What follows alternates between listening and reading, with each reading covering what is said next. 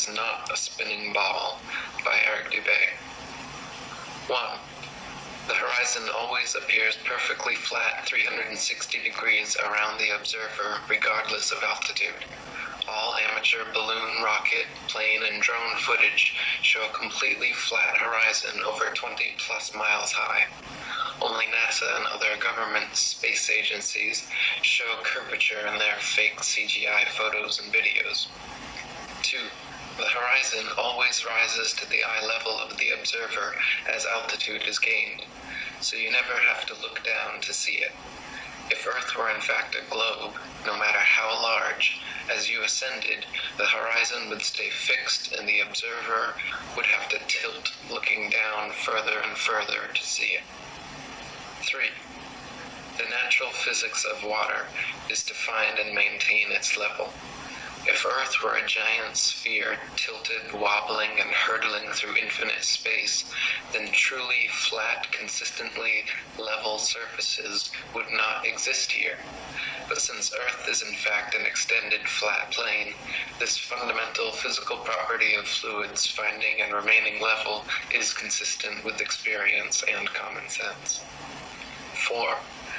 Rivers run down to sea level, finding the easiest course, north, south, east, west, and all other intermediary directions over the Earth at the same time.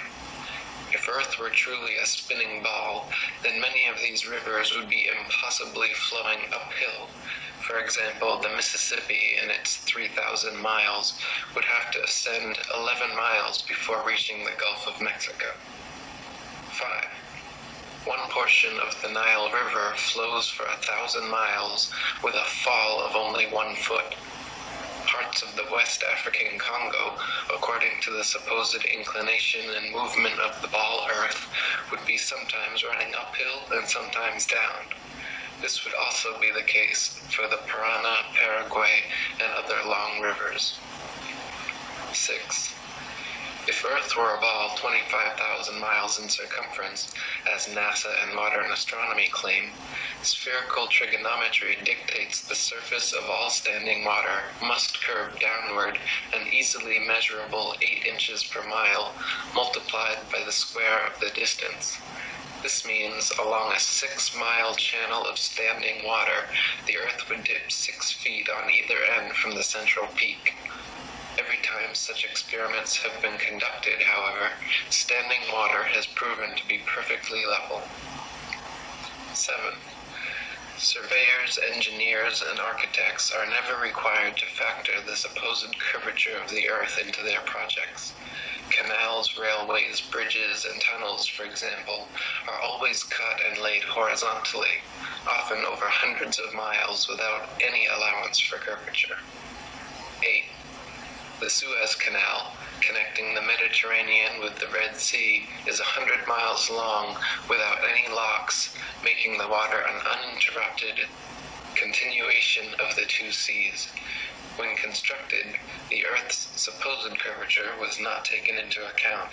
It was dug along a horizontal datum line, 26 feet below sea level, passing through several lakes from one sea to the other, with the datum line and the water's surface running perfectly parallel over the 100 miles. 9. Engineer W. Winkler was published in the Earth Review regarding the Earth's supposed curvature, stating, "As an engineer of many years standing, I saw that this absurd allowance is only permitted in school books. No engineer would dream of allowing anything of the kind. I have projected many miles of railways and many more of canals, and the allowance has not even been thought of, much less allowed for. This allowance for curvature means this, that it is 8 inches for the first mile of a canal and increasing at the ratio by the square of the distance in miles, thus a small navigable canal for boats, say 30 miles long, will have, by the above rule, an allowance for curvature of 600 feet. Think of that, and then please credit engineers as not being quite such fools. Nothing of the sort is allowed. We no more think of allowing 600 feet for a line of 30 miles of railway or canal than of wasting our time trying to square the circle." 10. The London and Northwestern Railway forms a straight line 180 miles long between London and Liverpool. The railroad's highest point midway at Birmingham Station is only 240 feet above sea level.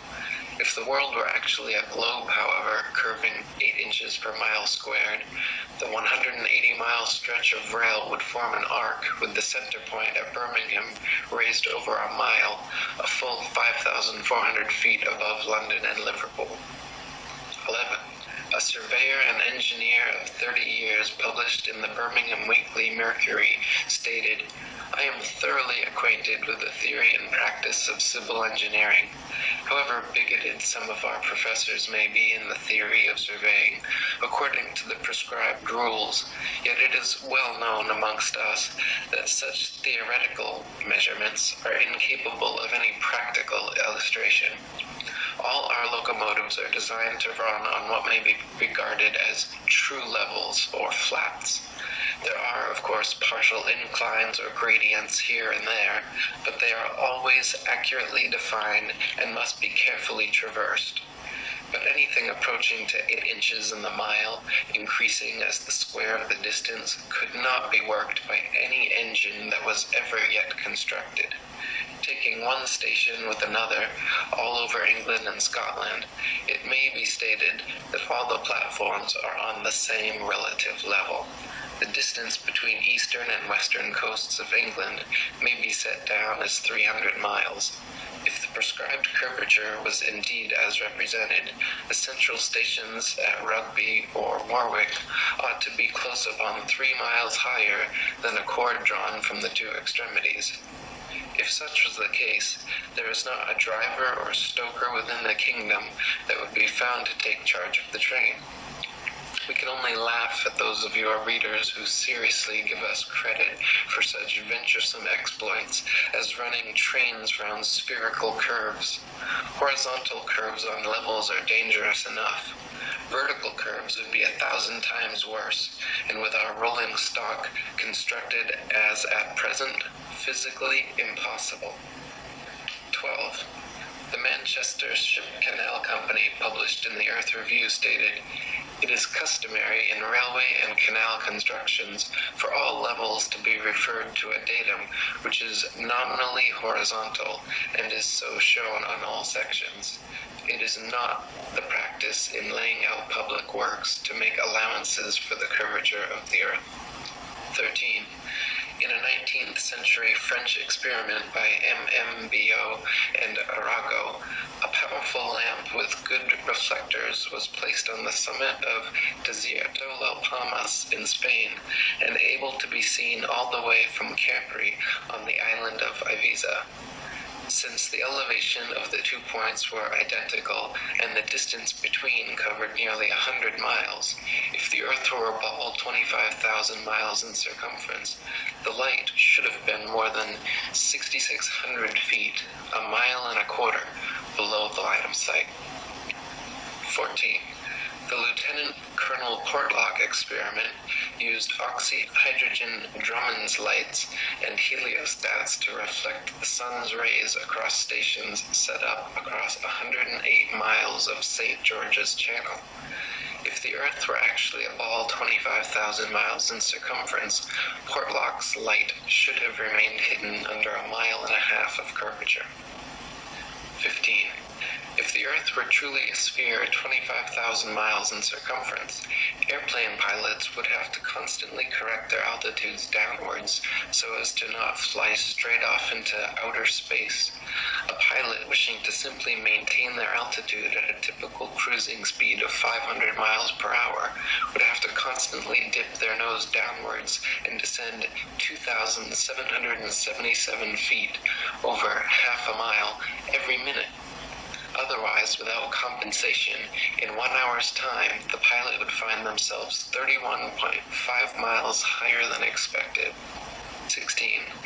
The experiment known as Airy's failure proved that stars move relative to a stationary Earth and not the other way around. by first filling a telescope with water to slow down the speed of light inside, then calculating the tilt necessary to get the starlight directly down the tube, Airy failed to prove the heliocentric theory, since the starlight was already coming in the correct angle with no change necessary, and instead proved the geocentric model correct. 17. Olber's paradox states that if there were billions of stars, which are suns, the night sky would be filled completely with light. As Edgar Allan Poe said, "Were the succession of stars endless, then the background of the sky would present us a uniform luminosity, since there could exist absolutely no point in all that background at which would not exist a star." In fact, Olber's paradox is no more a paradox than George Airy's experiment was a failure. Both are actually excellent refutations of the heliocentric spinning ball Earth model. 18. The Michelson-Morley and Sagnac experiments attempted to measure the change in speed of light due to Earth's assumed motion through space. After measuring in every possible different direction in various locations, they failed to detect any significant change whatsoever, again proving the stationary geocentric model. 19. Tycho Brahe famously argued against the heliocentric theory in his time, positing that if the Earth revolved around the Sun, the change in relative position of the stars after 6 months' orbital motion could not fail to be seen. He argued that the stars should seem to separate as we approach and come together as we recede. In actual fact, however, after 190 million miles of supposed orbit around the Sun, not a single inch of parallax can be detected in the stars, proving that we have not moved at all. 20. If Earth were truly constantly spinning eastwards at over 1,000 miles per hour, vertically fired cannonballs and other projectiles should fall significantly due west. In actual fact, however, when this has been tested, vertically fired cannonballs shoot upwards an average of 14 seconds ascending, 14 seconds descending, and fall back to the ground no more than 2 feet away from the cannon, often directly back into the muzzle. 21. If the Earth were truly constantly spinning eastward at over 1,000 miles per hour, helicopters and hot air balloons should be able to simply hover over the surface of the Earth and wait for their destinations to come to them. 22. If Earth were truly constantly spinning eastward at over 1,000 miles per hour, during the Red Bull stratosphere dive, Felix Baumgartner, spending 3 hours ascending over New Mexico, should have landed 2,500 miles west into the Pacific Ocean, but instead landed a few dozen miles east of the takeoff point. 23. Ball believers often claim gravity magically and inexplicably drags the entire lower atmosphere of the Earth in perfect synchronization up to some undetermined height, where this progressively faster spinning atmosphere gives way to the non-spinning, non-gravitized, non-atmosphere of infinite vacuum space. Such nonsensical theories are debunked, however, by rain, fireworks, birds, bugs, clouds, smoke, planes, and projectiles, all of which would behave very differently if both the ball Earth and its atmosphere were constantly spinning eastward at 1,000 miles per hour. 24. If Earth and its atmosphere were constantly spinning eastward over 1,000 miles per hour, then north-south facing cannons should establish a control, while east-firing cannonballs should fall significantly farther than all others, while west-firing cannonballs should fall significantly closer. In actual fact, however, regardless of which direction cannons are fired, the distance covered is always the same. 25. If Earth and its atmosphere were constantly spinning eastwards over 1,000 miles per hour, then the average commercial airliner, traveling 500 miles per hour, should never be able to reach its eastward destinations before they come speeding up from behind. Likewise, westward destinations should be arrived at thrice the speed, but this is not the case. 26. Quoting Heaven and Earth by Gabrielle Henriette, if flying had been invented at the time of Copernicus, there is no doubt that he would have soon realized that his contention regarding the rotation of the Earth was wrong, on account of the relation existing between the speed of an aircraft and that of the Earth's rotation. If the Earth rotates, as it is said, at 1,000 miles an hour, and a plane flies in the same direction at only 500 miles, it is obvious that its place of destination will be farther removed every minute. On the other hand, if flying took place in the opposite direction to that of the rotation, a distance of 1,500 miles would be covered in 1 hour instead of 500, since the speed of the rotation is to be added to that of the plane. It could also be pointed out that such a flying speed of 1,000 miles an hour, which is supposed to be that of the Earth's rotation, has recently been achieved, so that an aircraft flying at this rate in the same direction as that of the rotation could not cover any ground at all.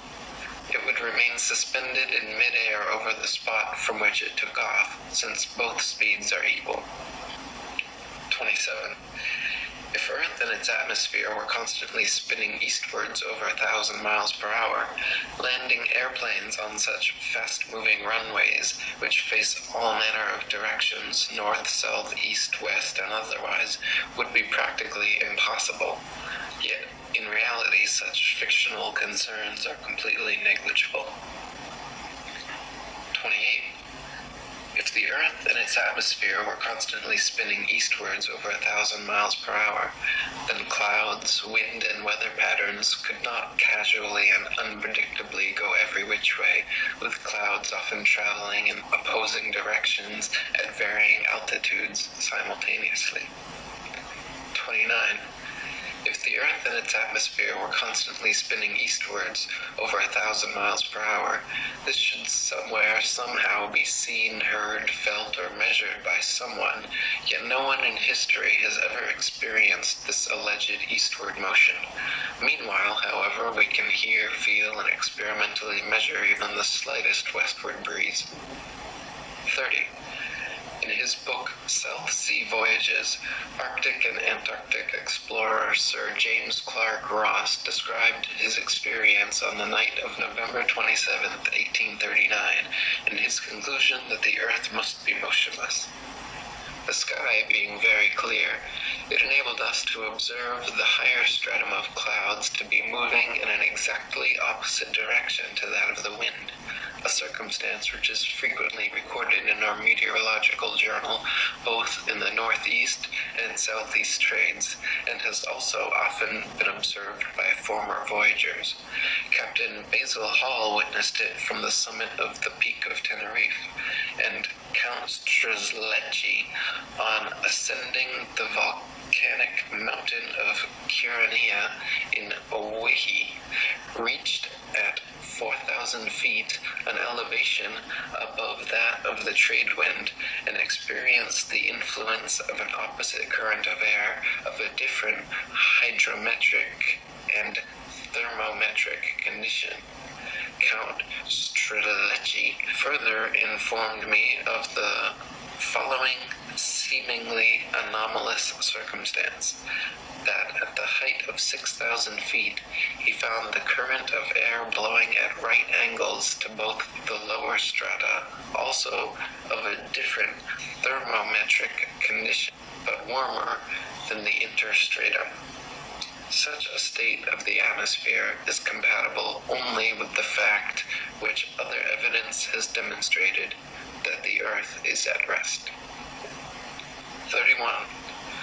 Quoting Zetetic Cosmogony, Thomas Winship states, "Let imagination picture to the mind what force air would have which was set in motion by a spherical body of 8,000 miles in diameter, which in 1 hour was spinning round 1,000 miles per hour, rushing through space at 65,000 miles per hour, and gyrating across the heavens. Then let conjecture endeavor to discover whether the inhabitants on such a globe could keep their hair on. If the Earth globe rotates on its axis at the terrific rate of 1,000 miles per hour, such an immense mass would of necessity cause a tremendous rush of wind in the space it occupied. The wind would go all one way, and anything like clouds which got within the sphere of influence of the rotating sphere would have to go the same way. The fact that the Earth is at rest is proved by kite flying. 32. If gravity is credited with being a force strong enough to hold the world's oceans, buildings, people, and atmosphere stuck to the surface of a rapidly spinning ball, then it is impossible for gravity to also simultaneously be weak enough to allow little birds, bugs, and planes to take off and travel freely, unabated in any direction. 33. If gravity is credited with being a force strong enough to curve the massive expanse of oceans around a globular Earth, it would be impossible for fish and other creatures to swim through such forcefully held water. 34. Ship captains in navigating great distances at sea never need to factor the supposed curvature of the Earth into their calculations. Both plain sailing and great circle sailing, the most popular navigation methods, use plane, not spherical trigonometry, making all mathematical calculations on the assumption that the Earth is perfectly flat. If the Earth were in fact a sphere, such an errant assumption would lead to constantly glaring inaccuracies. Plain sailing has worked perfectly fine in both theory and practice for thousands of years, however, and plane trigonometry has time and again proven more accurate than spherical trigonometry in determining distances across the oceans. 35. If the Earth were truly a globe, then every line of latitude south of the equator would have to measure a gradually smaller and smaller circumference the farther south traveled. If, however, the Earth is an extended plane, then every line of latitude south of the equator should measure a gradually larger and larger circumference the farther south traveled. The fact that many captains navigating south of the equator, assuming the globular theory, have found themselves drastically out of reckoning, more so the farther south traveled, testifies to the fact that Earth is not a ball. 36.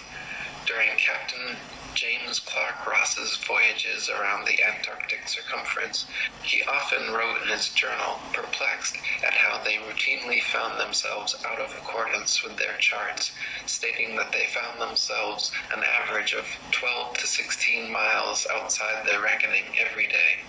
Later on, further south as much as 29 miles. 37. Lieutenant Charles Wilkes commanded a United States Navy exploration expedition to the Antarctic from 1838 to 1842, and in his journals also mentioned being consistently east of his reckoning, sometimes over 20 miles in less than 18 hours. 38. To quote Reverend Thomas Milner, in the southern hemisphere, navigators to India have often fancied themselves east of the Cape when still west, and have been driven ashore on the African coast, which, according to their reckoning, lay behind them. This misfortune happened to a fine frigate, the Challenger, in 1845. How came Her Majesty's ship Conqueror to be lost?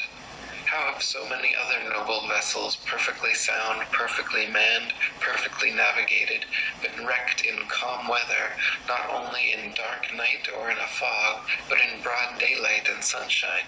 In the former case, upon the coasts, in the latter, upon sunken rocks, from being out of reckoning? The simple answer is that Earth is not a ball. 39. Practical distance measurements taken from the Australian Handbook Almanac, Shippers and Importers Directory, state that the straight line distance between Sydney and Nelson is 1,550 statute miles. Their given difference in longitude is 22 degrees, 2 minutes, and 14 seconds.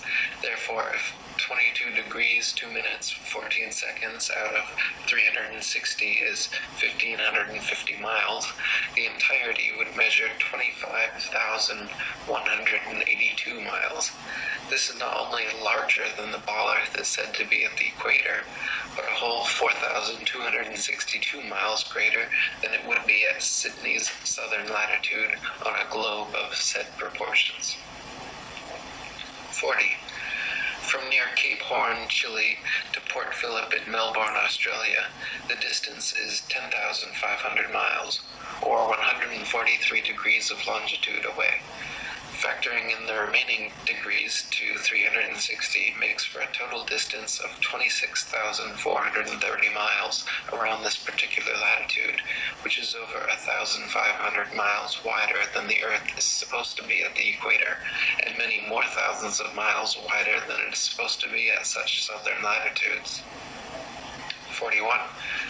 Similar calculations made from the Cape of Good Hope, South Africa to Melbourne, Australia, at an average latitude of 35.5 degrees south, have given an approximate figure of over 25,000 miles, which is again equal to or greater than the Earth's supposed greatest circumference at the equator. Calculations from Sydney, Australia to Wellington, New Zealand at an average of 37.5 degrees south have given an approximate circumference of 25,500 miles, greater still. According to the ball Earth theory, the circumference of the Earth at 37.5 degrees southern latitude should be only 19,757 statute miles, almost 6,000 miles less than such practical measurements. 42. In the ball Earth model, Antarctica is an ice continent which covers the bottom of the ball from 78 degrees south latitude to 90, and is therefore not more than 12,000 miles in circumference. Many early explorers, including Captain Cook and James Clark Ross, however, in attempting Antarctic circumnavigation, took 3 to 4 years and clocked 50 to 60,000 miles around. The British ship Challenger also made an indirect but complete circumnavigation of Antarctica, traversing 69,000 miles. This is entirely inconsistent with the ball model. 43. If Earth was a ball, there are several flights in the southern hemisphere which would have their quickest, straightest path over the Antarctic continent, such as Santiago, Chile, to Sydney, Australia, instead of taking the shortest, quickest route in a straight line over Antarctica. All such flights detour all manner of directions away from Antarctica, instead claiming the temperature's too cold for airplane travel. Considering the fact that there are plenty of flights to, from, and over Antarctica, and NASA claims to have technology keeping them in conditions both far colder and far hotter than any experienced on Earth, such an excuse is clearly just an excuse, and these flights aren't made because they are impossible. 44. If Earth was a ball and Antarctica was too cold to fly over, the only logical way to fly from Sydney to Santiago would be a straight shot over the Pacific, staying in the southern hemisphere the entire way. Refueling could be done in New Zealand or other southern hemisphere destinations along the way, if absolutely necessary. In actual fact, however, Santiago to Sydney flights go into the northern hemisphere, making stopovers at LAX and other North American airports before continuing back down to the southern hemisphere. Such ridiculously wayward detours make no sense on the globe, but make perfect sense and form nearly straight lines when shown on a flat Earth map. 45. On a ball Earth, Johannesburg, South Africa to Perth, Australia should be a straight shot over the Indian Ocean, with convenient refueling possibilities on Mauritius or Madagascar. In actual practice, however, most Johannesburg to Perth flights curiously stop over either in Dubai, Hong Kong, or Malaysia, all of which make no sense on the ball, but are completely understandable when mapped on a flat Earth. 46. On a ball Earth, Cape Town, South Africa to Buenos Aires, Argentina should be a straight shot over the Atlantic following the same line of latitude across. But instead, every flight goes to connecting locations in the northern hemisphere first, stopping over anywhere from London to Turkey to Dubai. Once again, these make absolutely no sense on the globe, but are completely understandable options when mapped on a flat Earth. 47. On a ball Earth, Johannesburg, South Africa to Sao Paulo, Brazil should be a quick straight shot along the 25th southern latitude, but instead, nearly every flight makes a refueling stop at the 50th degree north latitude in London first. The only reason such a ridiculous stopover works in reality is because the Earth is flat. 48. On a ball Earth, Santiago, Chile to Johannesburg, South Africa should be an easy flight, all taking place below the Tropic of Capricorn in the southern hemisphere. Yet every listed flight makes a curious refueling stop in Senegal near the Tropic of Cancer in the north hemisphere first. When mapped on a flat Earth, the reason why is clear to see. However, Senegal is actually directly in a straight line path halfway between the two. 49. If Earth were a spinning ball heated by a sun 93 million miles away, it would be impossible to have simultaneously sweltering summers in Africa, while just a few thousand miles away, bone-chilling, frozen Arctic and Antarctic winters experiencing little to no heat from the sun whatsoever. If the heat from the sun traveled 93 million miles to the Sahara Desert, it is absurd to assert that another 4,000 miles, 0.00004% further to Antarctica would completely negate such sweltering heat, resulting in such drastic differences. 50. If the Earth were truly a globe, the Arctic and Antarctic polar regions and areas of comparable latitude north and south of the equator should share similar conditions and characteristics, such as comparable temperatures, seasonal changes, length of daylight, plant and animal life. In reality, however, the Arctic and Antarctic regions and areas of comparable latitude north and south of the equator differ greatly in many ways, entirely inconsistent with the ball model and entirely consistent with the flat model. 51. Antarctica is by far the coldest place on Earth, with an average annual temperature of approximately minus 57 degrees Fahrenheit and a record low of minus 135.8. The average annual temperature at the North Pole, however, is a comparatively warm 4 degrees. Throughout the year, temperatures in the Antarctic vary less than half the amount at comparable Arctic latitudes.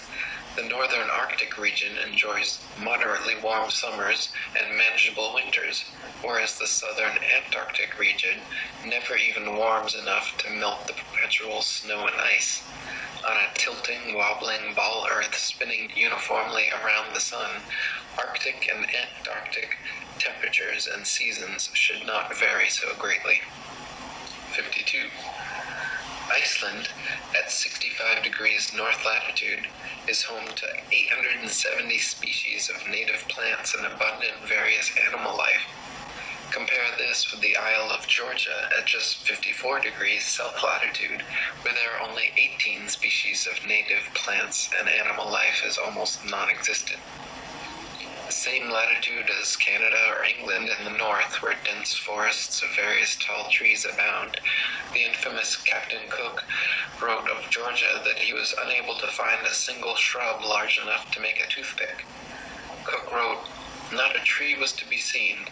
The lands which lie to the south are doomed by nature to perpetual frigidness, never to feel the warmth of the sun's rays, whose horrible and savage aspect I have not words to describe. Even marine life is sparse in certain tracts of vast extent, and the seabird is seldom observed flying over such lonely wastes. The contrasts between the limits of organic life in the Arctic and Antarctic zones is very remarkable and significant." 53. At places of comparable latitude, north and south, the sun behaves very differently than it would on a spinning ball Earth, but precisely how it should on a flat Earth. For example, the longest summer days north of the equator are much longer than those south of the equator, and the shortest winter days north of the equator are much shorter than the shortest south of the equator. This is inexplicable on a uniformly spinning, wobbling ball Earth, but fits exactly on a flat model with the sun traveling circles over and around the Earth from tropic to tropic. 54. At places of comparable latitude north and south, dawn and dusk happen very differently than they would on a spinning ball, but precisely how they should on a flat Earth. In the north, dawn and dusk come slowly and last far longer than in the south, where they come and go very quickly. Certain places in the north, twilight can last for over an hour, while at comparable southern latitudes, within a few minutes the sunlight completely disappears. This is inexplicable on a uniformly spinning, wobbling ball Earth, but is exactly what is expected on a flat Earth with the sun traveling faster, wider circles over the south and slower, narrower circles over the north. 55. If the sun circles over and around the Earth every 24 hours, steadily traveling from tropic to tropic every 6 months, it follows that the northern central region would annually receive far more heat and sunlight than the southern circumferential region. Since the sun must sweep over the larger southern region in the same 24 hours it has to pass over the smaller northern region, its passage must necessarily be proportionally faster as well. This perfectly explains the differences in Arctic and Antarctic temperatures, seasons, length of daylight, plant and animal life. This is why the Antarctic morning dawn and evening twilight are very abrupt compared to the north, and this explains why many midsummer Arctic nights the sun does not set at all. 56. The midnight sun is an Arctic phenomenon occurring annually during the summer solstice, where for several days straight, an observer significantly far enough north can watch the sun traveling circles overhead, rising and falling in the sky throughout the day, but never fully setting for upwards of 72 plus hours. If the Earth were actually a spinning globe revolving around the sun, the only place such a phenomenon as the midnight sun could be observed would be at the poles. Any other vantage point from 89 degrees latitude downwards could never, regardless of any tilt or inclination, see the sun for 24 hours straight. To see the sun for an entire revolution on a spinning globe at a point other than the poles, you would have to be looking through miles and miles of land and sea for part of the revolution.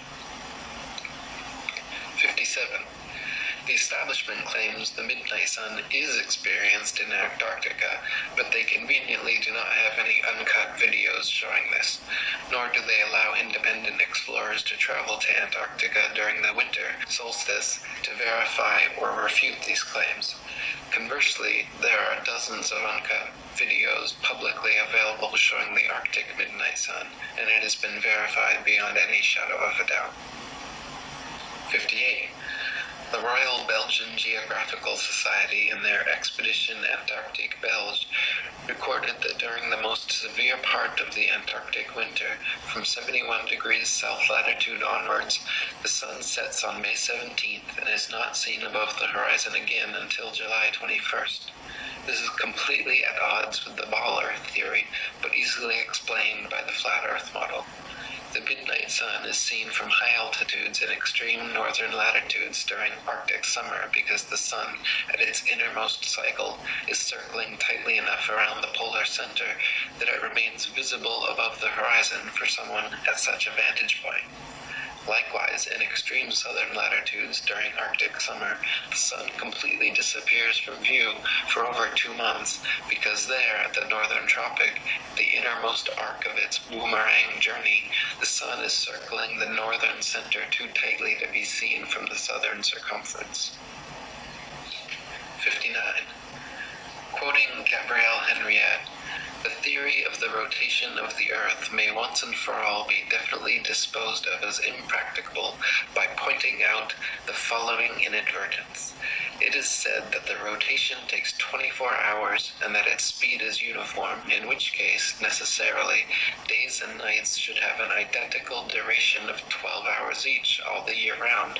The sun should invariably rise in the morning and set in the evening at the same hours, with the result that it would be the equinox every day from the 1st of January to the 31st of December.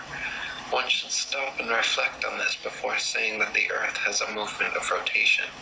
How does the system of gravitation account for the seasonal variations in the length of days and nights if the Earth rotates at a uniform speed in 24 hours? 60. Anyone can prove the sea horizon perfectly straight and the Earth perfectly flat using nothing more than a level, tripods, and a wooden plank. At any altitude above sea level, simply fix a 6 to 12 foot long, smooth, level board edgewise upon tripods and observe the skyline from eye level behind it. The distant horizon will always appear perfectly level with the upper edge of the board. Furthermore, if you move in a half circle from one end of the board to the other, whilst observing the skyline over the upper edge, you will be able to trace a clear, flat 10 to 20 miles depending on your altitude. This would be impossible if the Earth were a globe 25,000 miles in circumference. The horizon would align over the center of the board, then gradually, noticeably decline towards the extremities. Just 10 miles on each side would necessitate an easily visible curvature of 66.6 feet from each end to the center. 61. If the Earth were actually a big ball 25,000 miles in circumference, the horizon would be noticeably curved even at sea level, and everything on or approaching the horizon would appear to tilt backwards slightly from your perspective. Distant buildings along the horizon would all look like leaning towers of Pisa falling away from the observer. A hot air balloon taking off, then drifting steadily away from you on a ball Earth would slowly and constantly appear to lean back more and more the farther away it flew, the bottom of the basket coming gradually into view as the top of the balloon disappears from sight.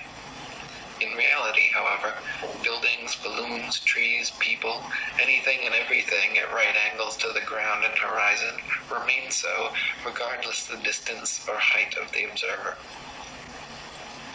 62. Samuel Rowbotham's experiments at the Old Bedford level proved conclusively the canal's water to be completely flat over a 6-mile stretch. First, he stood in the canal with his telescope held 8 inches above the surface of the water. Then his friend in a boat with a 5-foot-tall flag sailed the 6 miles away. If Earth were a ball 25,000 miles in circumference, the 6-mile stretch of water should have comprised an arc exactly 6 feet high in the middle, so the entire boat and flag should have ultimately disappeared, when in fact the entire boat and flag remained visible at the same height for the entire journey. 63. In a second experiment, Dr. Rowbotham affixed flags 5 feet high along the shoreline, one at every mile marker. Then, using his telescope mounted at 5 feet just behind the first flag, looked over the tops of all 6 flags, which lined up in a perfectly straight line. If the Earth were a ball 25,000 miles in circumference, the flags should have progressively dipped down after the first establishing line of sight.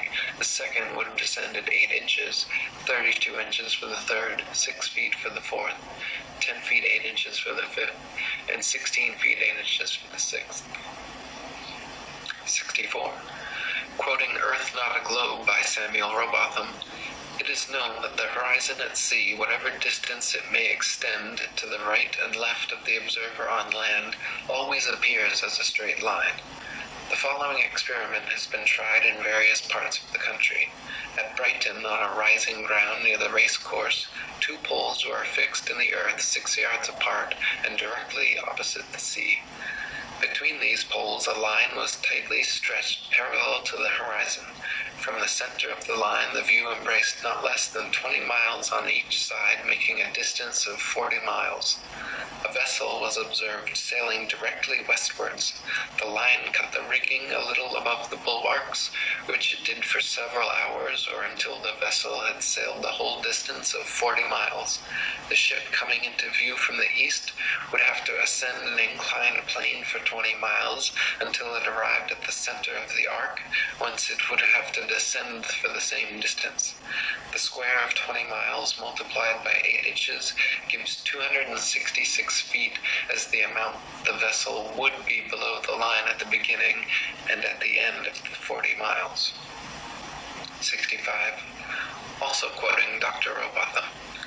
On a shore near Waterloo, a few miles to the north of Liverpool, a good telescope was fixed at an elevation of 6 feet above the water.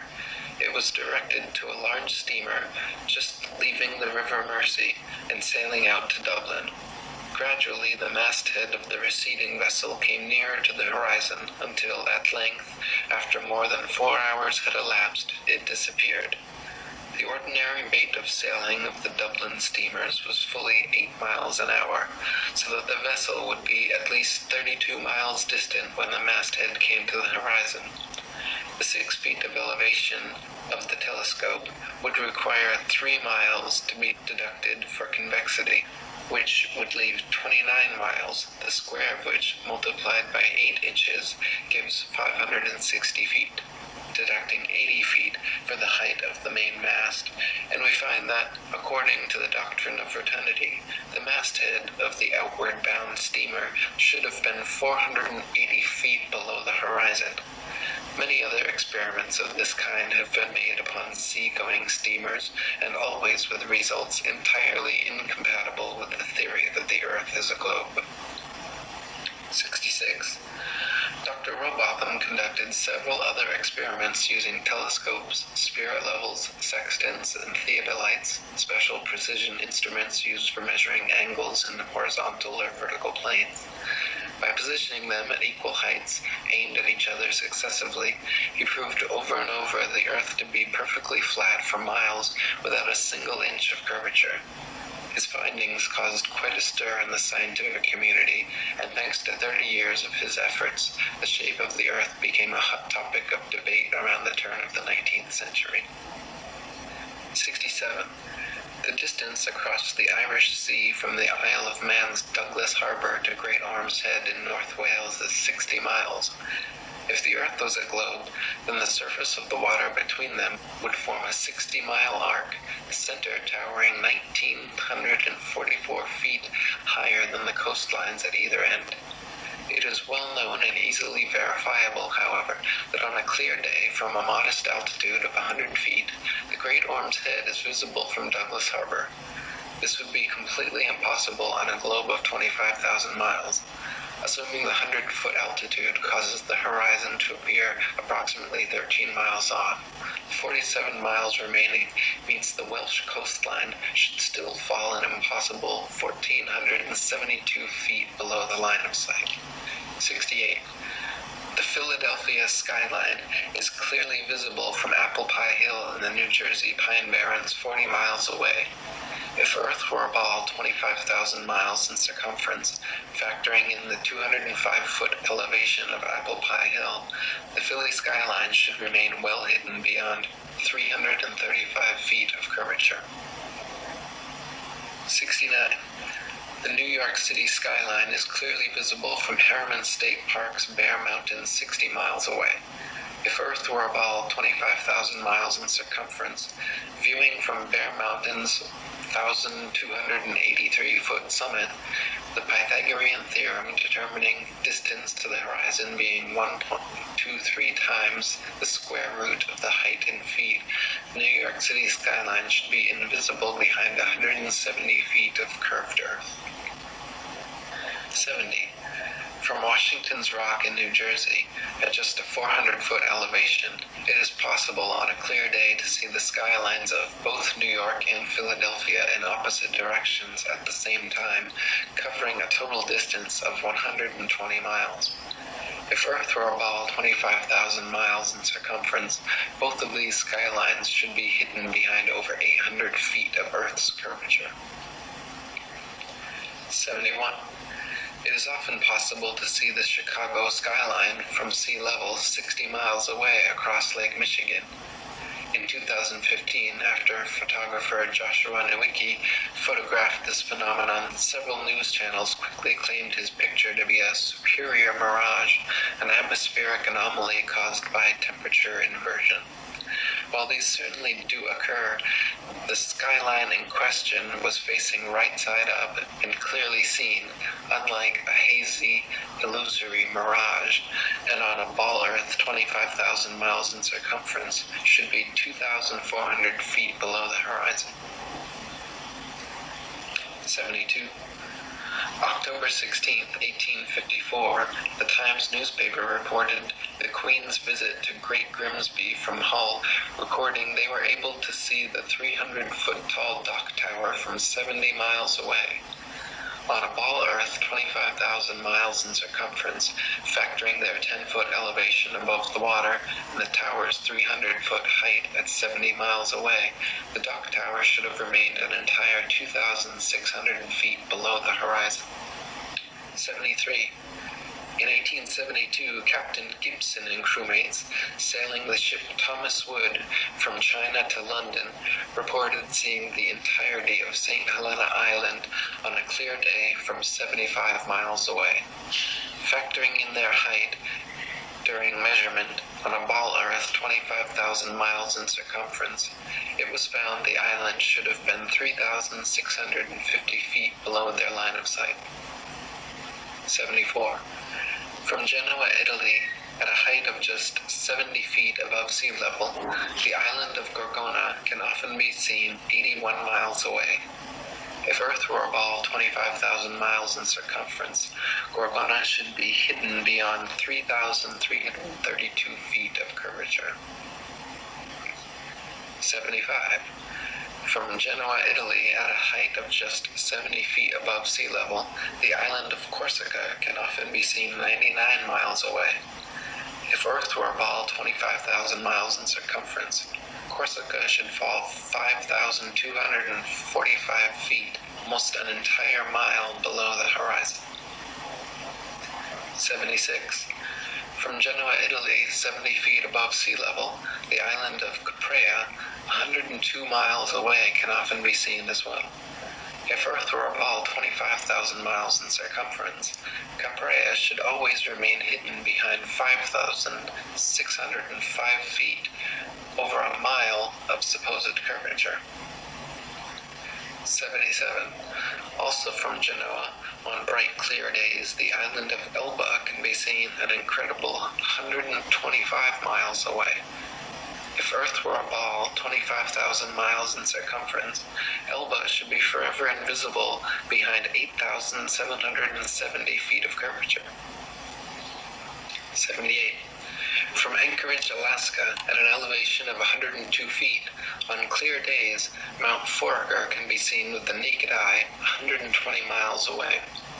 If Earth were a ball 25,000 miles in circumference, Mount Foraker's 17,400-foot summit should be leaning back away from the observer, covered by 7,719 feet of curved Earth. In reality, however, the entire mountain can be quite easily seen standing straight from base to summit. 79. From Anchorage, Alaska, at an elevation of 102 feet, on clear days, Mount McKinley can be seen with the naked eye from 130 miles away. If Earth were a ball 25,000 miles in circumference, Mount McKinley's 20,320-foot summit should be leaning back away from the observer and almost half covered by 9,220 feet of curved Earth. In reality, however, the entire mountain can be quite easily seen standing straight from base to summit. 80. In Chambers' Journal, February 1895, a sailor near Mauritius in the Indian Ocean reported having seen a vessel which turned out to be an incredible 200 miles away. The incident caused much heated debate in nautical circles at the time, gaining further confirmation in Aden, Yemen, where another witness reported seeing a missing Bombay steamer from 200 miles away. He correctly stated the precise appearance, location, and direction of the steamer, all later corroborated and confirmed correct by those on board. Such sightings are absolutely inexplicable if the Earth were actually a ball 25,000 miles around, as ships 200 miles distant would have to fall approximately 5 miles below line of sight. 81. The distance from which various lighthouse lights around the world are visible at sea far exceeds what could be found on a ball Earth 25,000 miles in circumference. For example, the Dunkirk light in southern France, at an altitude of 194 feet, is visible from a boat 10 feet above sea level, 28 miles away. Spherical trigonometry dictates that if the Earth was a globe with a given curvature of 8 inches per mile squared, this light should be hidden 190 feet below the horizon.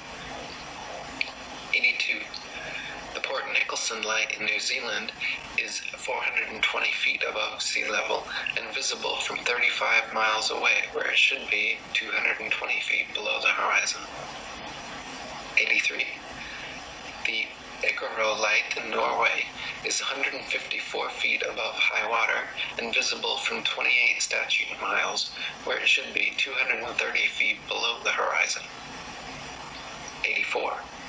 The light at Madras on the Esplanade is 132 feet high and visible from 28 miles away, where it should be 250 feet below the line of sight. 85.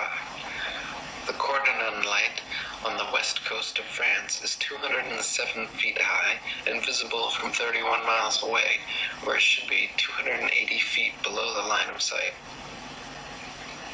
86. The light at Cape Bonavista, Newfoundland, is 150 feet above sea level and visible at 35 miles, where it should be 491 feet below the horizon. 87. The lighthouse steeple of St. Botolph's Parish Church in Boston is 290 feet tall and visible from over 40 miles away, where it should be hidden a full 800 feet below the horizon. 88. The Isle of Wight Lighthouse in England is 180 feet high and can be seen up to 42 miles away, a distance at which modern astronomers say the light should fall 996 feet below the line of sight. 89. The Cape Legolas Lighthouse in South Africa is 33 feet high, 238 feet above sea level, and can be seen for over 50 miles. If the world were a globe, this light would fall 1,400 feet below an observer's line of sight. 90. The Statue of Liberty in New York stands 326 feet above sea level, and on a clear day can be seen as far as 60 miles away. If the Earth were a globe, that would put Lady Liberty at an impossible 2,074 feet below the horizon. 91.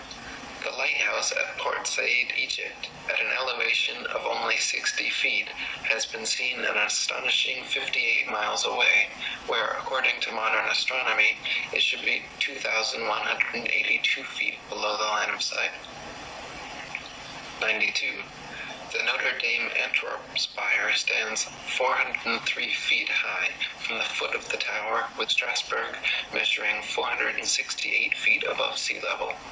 With the aid of a telescope, ships can be distinguished on the horizon, and captains declare they can see the cathedral spire from an amazing 150 miles away.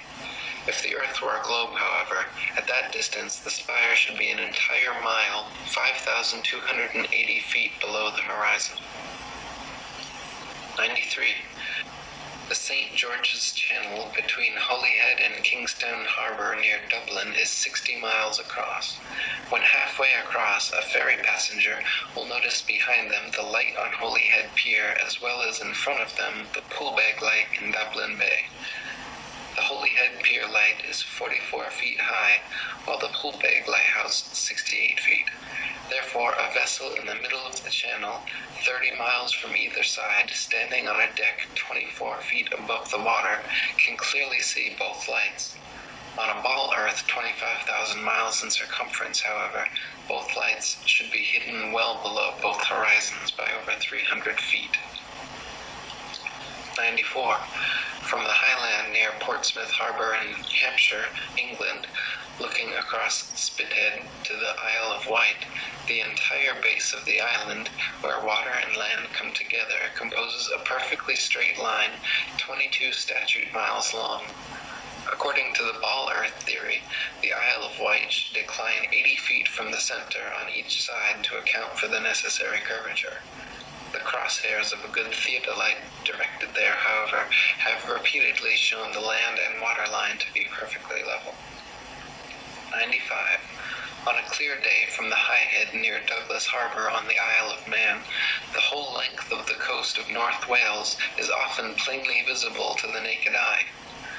From the point of Ayr at the mouth of the River Dee to Holyhead comprises a 50-mile stretch which has also been repeatedly found to be perfectly horizontal. If the Earth actually had curvature of 8 inches per mile squared, as NASA and modern astronomy claim, the 50-mile length of Welsh coast seen along the horizon in Liverpool Bay would have to decline from the center point an easily detectable 416 feet on each side. 96. From 100 Proofs the Earth is Not a Globe by William Carpenter. If we take the journey down Chesapeake Bay by night, we shall see the light exhibited at Sharp's Island for an hour before the steamer gets to it.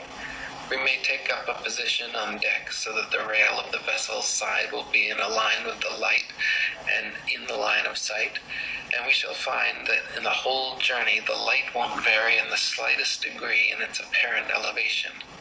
But say that a distance of 13 miles has been traversed, the astronomer's theory of curvature demands a difference, one way or the other, in the apparent elevation of the light of 112 feet 8 inches. Since, however, there is not a difference of 100 hair's breadths, we have a plain proof that the water of the Chesapeake Bay is not curved, which is a proof that the Earth is not a globe. 97.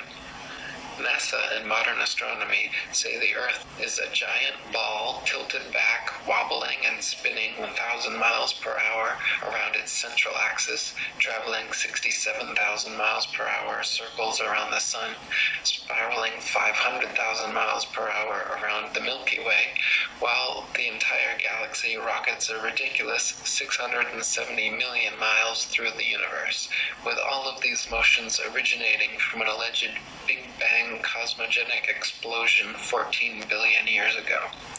That's a grand total of 67,568,000 miles per hour in several different directions we're all supposedly speeding along at simultaneously, yet no one has ever seen, felt, heard, measured, or proven a single one of these motions to exist whatsoever.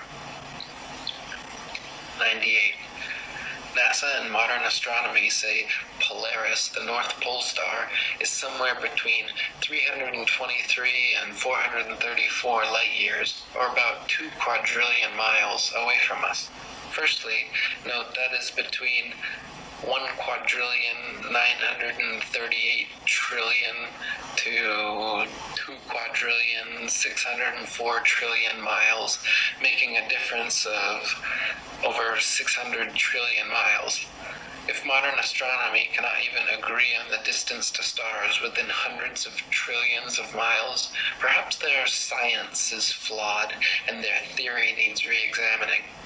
However, even granting them their obscurely distant stars, it is impossible for heliocentrists to explain how Polaris manages to always remain perfectly aligned straight above the North Pole throughout Earth's various alleged tilting, wobbling, rotating, and revolving motions. 99. Viewed from a ball Earth, Polaris, situated directly over the North Pole, should not be visible anywhere in the southern hemisphere. For Polaris to be seen from the southern hemisphere of a globular Earth, the observer would have to be somehow looking through the globe, and miles of land and sea would have to be transparent. Polaris can be seen, however, up to over 20 degrees south latitude. 100. If Earth were a ball, the Southern Cross and other southern constellations would all be visible at the same time from every longitude on the same latitude, as is the case in the north with Polaris and its surrounding constellations. Ursa Major and Minor and many others can be seen from every northern meridian simultaneously, whereas in the south, constellations like the Southern Cross cannot. This proves that the southern hemisphere is not turned under as in the ball model, but simply stretching further outwards away from the northern center point as in the flat Earth model. 101. Sigma Octantis is claimed to be a southern central pole star similar to Polaris, around which the southern hemisphere stars all rotate around the opposite direction. Unlike Polaris, however, Sigma Octantis cannot be seen simultaneously from every point along the same latitude. It is not central, but allegedly 1 degree off-center. It is not motionless, and in fact cannot be seen at all using publicly available telescopes. There is legitimate speculation regarding whether Sigma Octantis even exists. Either way, the direction in which stars move overhead is based on perspective and the exact direction you're facing, not which hemisphere you're in. 102. Some heliocentrists have tried to suggest that the pole star's gradual declination overhead as an observer travels southward is proof of a globular Earth. Far from it, the declination of the pole star or any other object is simply a result of the law of perspective on plane, flat surfaces. The law of perspective dictates that the angle and height at which an object is seen diminishes the farther one recedes from the object, until at a certain point, the line of sight and the seemingly uprising surface of the Earth converges to a vanishing point, i.e. the horizon line, beyond which the object is invisible. In the ball Earth model, the horizon is claimed to be the curvature of the Earth, whereas in reality, the horizon is known to simply be the vanishing line of perspective based on the strength of your eye's instruments, weather, and altitude. 103. There are several constellations which can be seen from far greater distances over the face of the Earth than should be possible if the world were a rotating, revolving, wobbling ball.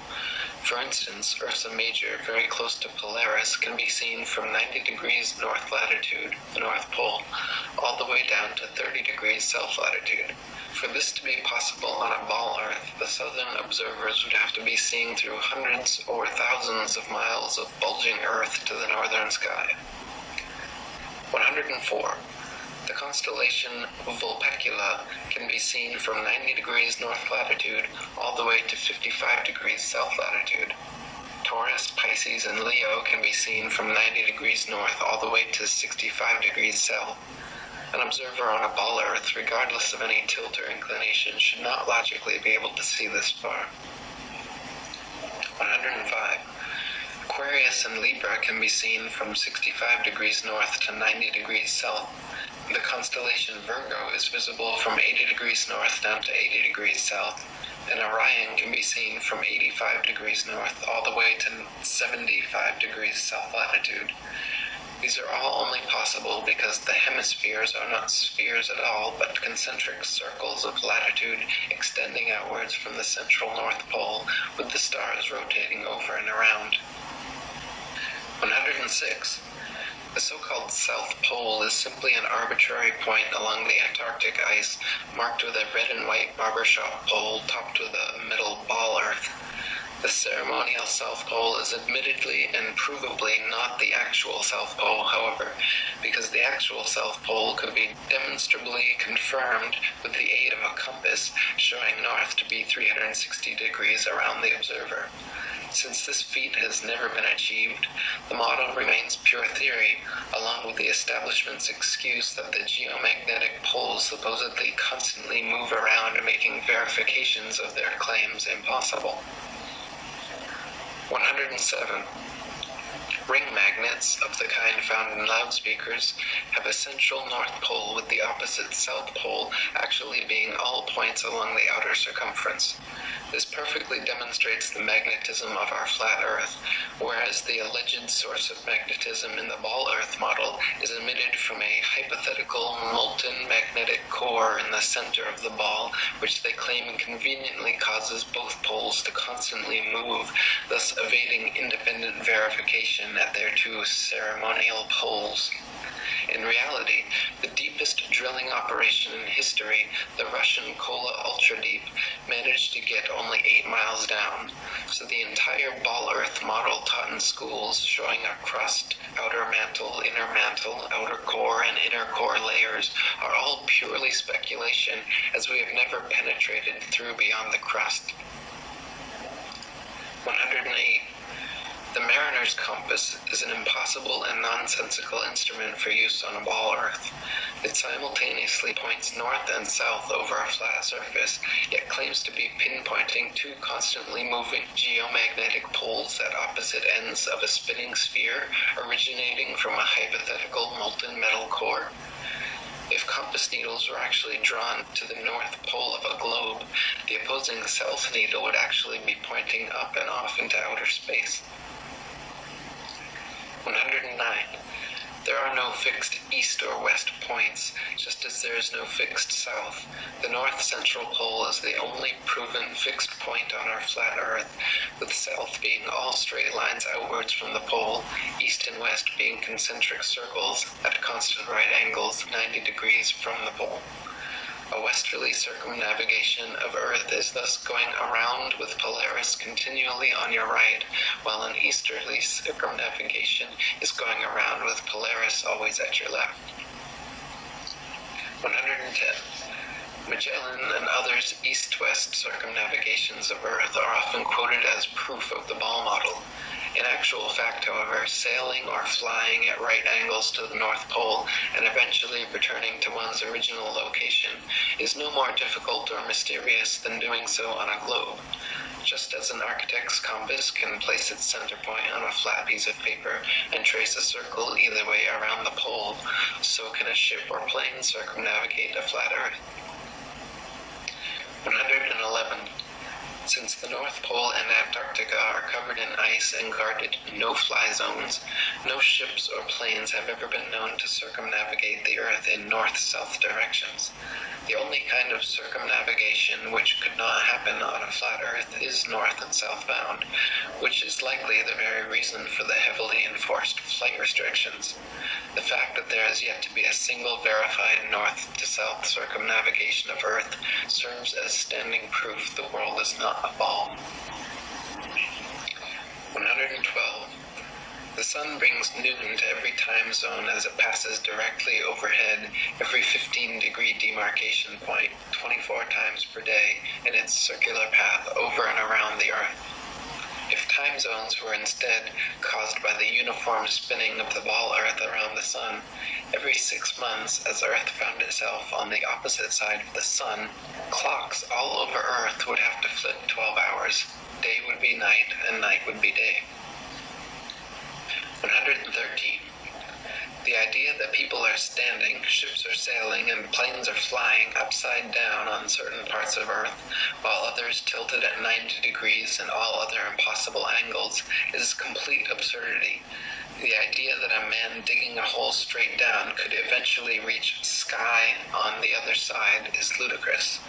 Common sense tells every free-thinking person correctly that there truly is an up and down in nature, unlike the everything is relative rhetoric of the Newtonian Einsteinian paradigm. 114. Quoting On the False Wisdom of the Philosophers by Lactantius, a sphere where people on the other side live with their feet above their heads, where rain, snow, and hail fall upwards, where trees and crops grow upside down and the sky is lower than the ground. The ancient wonder of the hanging gardens of Babylon dwindle into nothing in comparison to the fields, seas, towns, and mountains that pagan philosophers believed to be hanging from the earth without support. 115. The existing laws of density and buoyancy perfectly explained the physics of falling objects long before knighted Freemason Sir Isaac Newton bestowed his theory of gravity upon the world.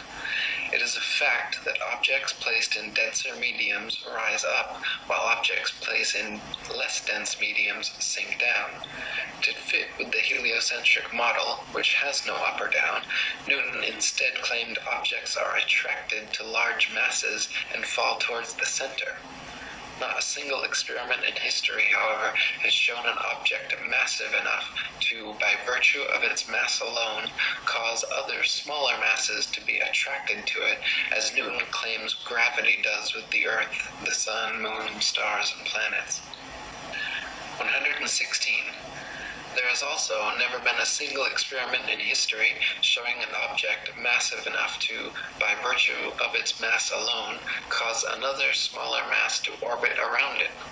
The magic theory of gravity allows for oceans, buildings, and people to remain forever stuck to the underside of a spinning ball, while simultaneously causing objects like the moon and satellites to remain locked in perpetual circular orbits around the Earth. If these were both true, then people should be able to jump up and start orbiting circles around the Earth, or the moon should have long ago been sucked into the Earth. Neither of these theories have ever been experimentally verified, and their alleged results are mutually exclusive. 117. Newton also theorized, and it is now commonly taught, that the Earth's ocean tides are caused by gravitational lunar attraction.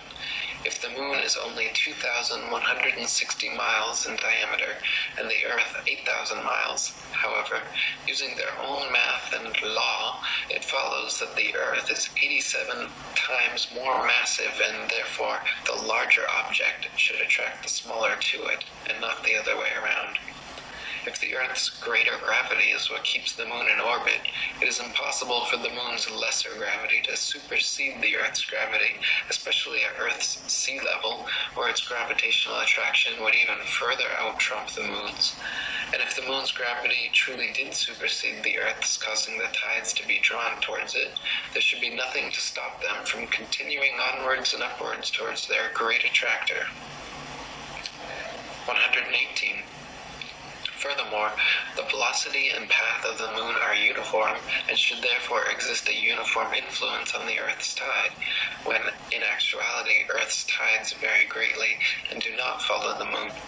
Earth's lakes, ponds, marshes, and other inland bodies of water also inexplicably remain forever outside the moon's gravitational grasp.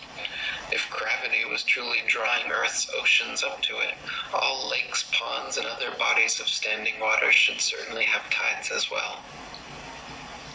119. It is claimed that the other planets are spheres, and so therefore Earth must also be a sphere.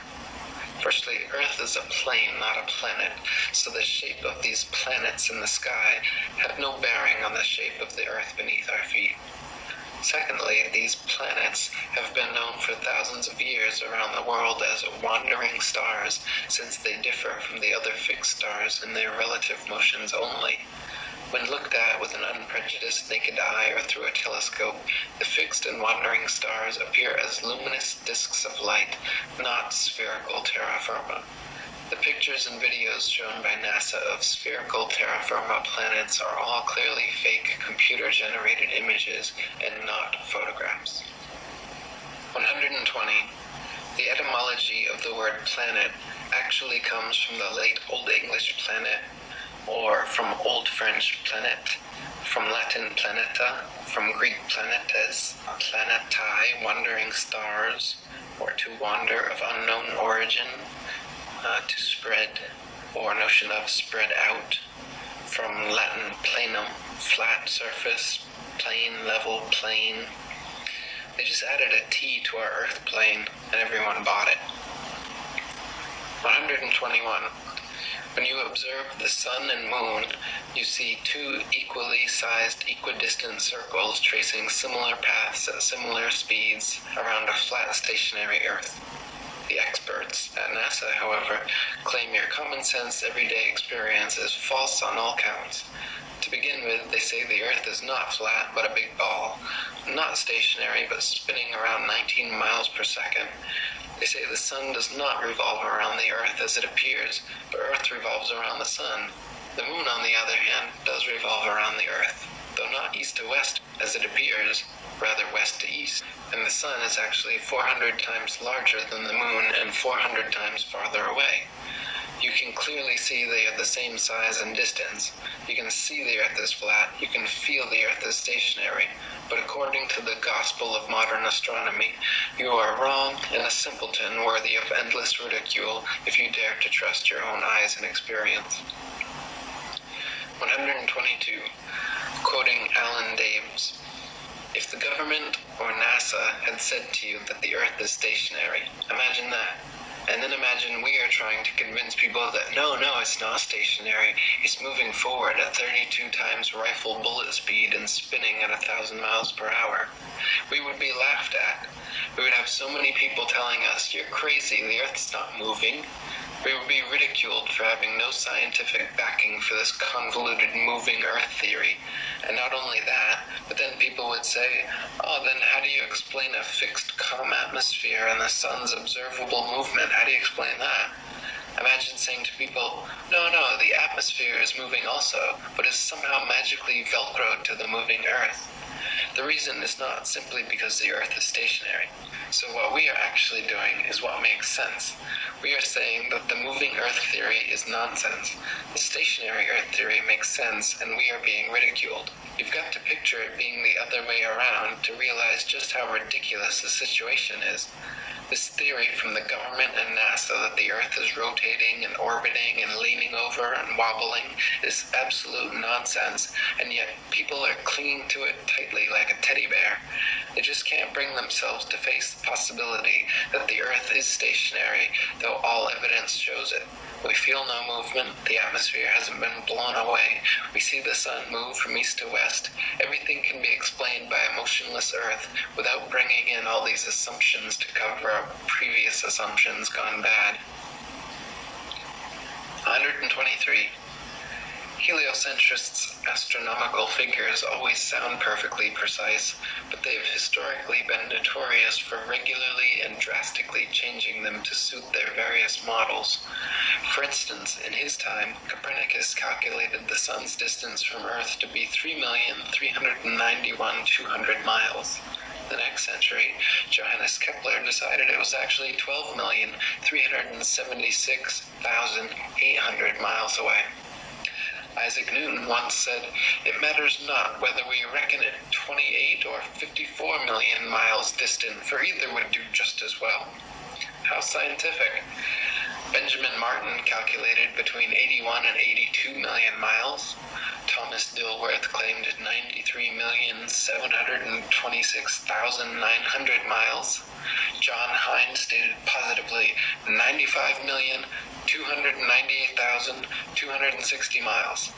Benjamin Gould said more than 96 million miles, and Christian Mayer thought it was more than 104 million. Flat earthers throughout the ages, conversely, have used sextants and plane trigonometry to make such calculations, and found the Sun and the Moon both to be only about 32 miles in diameter and less than a few thousand miles from Earth. 124. Amateur balloon footage taken above the clouds has provided stunning visual proof that the Sun cannot be millions of miles away. In several shots, you can see a clear hot spot reflecting on the clouds directly below the Sun's spotlight-like influence. If the Sun were actually millions of miles away, such a small, localized hot spot could not occur. 125. Another proof the Sun is not millions of miles away is found by tracing the angle of sun rays back to their source above the clouds. There are thousands of pictures showing how sunlight comes down through cloud cover at a variance of converging angles. The area of convergence is, of course, the Sun, and is not millions of miles away, but rather relatively close to Earth, just above the clouds. 126.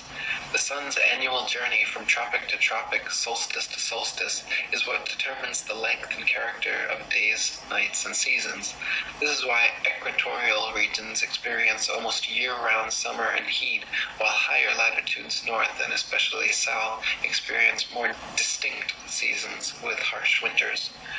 The heliocentric model claims seasons change based on the ball Earth's alleged axial tilt and elliptical orbit around the sun, yet their flawed current model places us closest to the sun, 91 million miles, in January when it is actually winter, and farthest from the sun, 94.5 million miles, in July when it's actually summer throughout most of the Earth. 127. The fact that the sun and moon's reflections on water always form a straight line path from the horizon to the observer proves the Earth is not a ball. If the Earth's surface was curved, it would be impossible for the reflected light to curve over the ball from horizon to observer. 128. There are huge centuries-old stone sundials and moondials all over the world, which still tell the time now down to the minute as perfectly as the day they were made. If the Earth, Sun, and Moon were truly subject to the number of contradictory, revolving, rotating, wobbling, and spiraling motions claimed by modern astronomy, it would be impossible for these monuments to so accurately tell time without constant adjustment. 129. To quote William Carpenter, why in the name of common sense should observers have to fix their telescopes on solid stone bases so that they should not move a hair's breadth, if the Earth on which they fixed them moves at the rate of 19 miles in a second? Indeed, to believe that 6,000 million tons is rolling, surging, flying, darting on through space forever with a velocity compared with which a shot from a cannon is a very slow coach, with such unerring accuracy that a telescope fixed on granite pillars in an observatory will not enable a lynx-eyed astronomer to detect a variation in its onward motion of the thousandth part of a hair's breadth is to conceive a miracle compared with which all the miracles on record put together would sink into utter insignificance. Since we can, in middle north latitudes, see the North Star on looking out of a window that faces it, and out of this very same corner of the very same pane of glass in the very same window all the year round, it is proof enough for any man in his senses that we have not made any motion at all and that the Earth is not a globe. 130. From Earth Not a Globe by Samuel Robotham. Take two carefully bored metallic tubes, not less than 6 feet in length, and place them 1 yard asunder on the opposite sides of a wooden frame or a solid block of wood or stone. So adjust them that their centers or axes of vision shall be perfectly parallel to each other. Now direct them to the plane of some notable fixed star a few seconds previous to its meridian time. Let an observer be stationed at each tube, and the moment the star appears in the first tube, let a loud knock or other signal be given, to be repeated by the observer at the second tube when he sees the same star. A distinct period of time will elapse between the signals given. The signals will follow each other in very rapid succession, but still, the time between is sufficient to show that the same star is not visible at the same moment by two parallel lines of sight when only 1 yard asunder. A slight inclination of the second tube towards the first tube would be required for the star to be seen through both tubes at the same instant. Let the tubes remain in their positions for 6 months, at the end of which time the same observation or experiment will produce the same results. The star will be visible at the same meridian time without the slightest alteration being required in the direction of the tubes, from which it is concluded that if the Earth had moved 1 single yard in an orbit through space, there would at least be observed the slight inclination of the tube which the difference in position of 1 yard had previously required. but as no such difference in the direction of the tube is required, the conclusion is unavoidable, that in 6 months, a given meridian upon the Earth's surface does not move a single yard, and therefore that the Earth has not the slightest degree of orbital motion. 131. NASA and modern astronomy maintain that the moon is a solid, spherical, Earth-like habitation which man has actually flown to and set foot on. They claim the moon is a non-luminescent planetoid which receives and reflects all its light from the sun. The reality is, however, that the moon is observably not a solid body. It is clearly circular, but not spherical, and not in any way an Earth-like planetoid which humans could set foot on. In fact, the moon has been proven largely transparent and completely self-luminescent, shining with its own unique light. 132.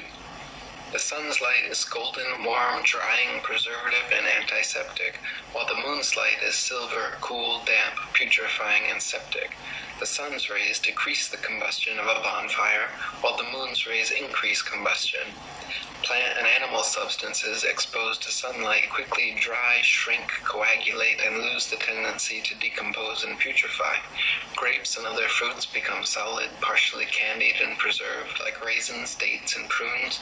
Animal flesh coagulates, loses its volatile gaseous constituents, becomes firm, dry, and slow to decay.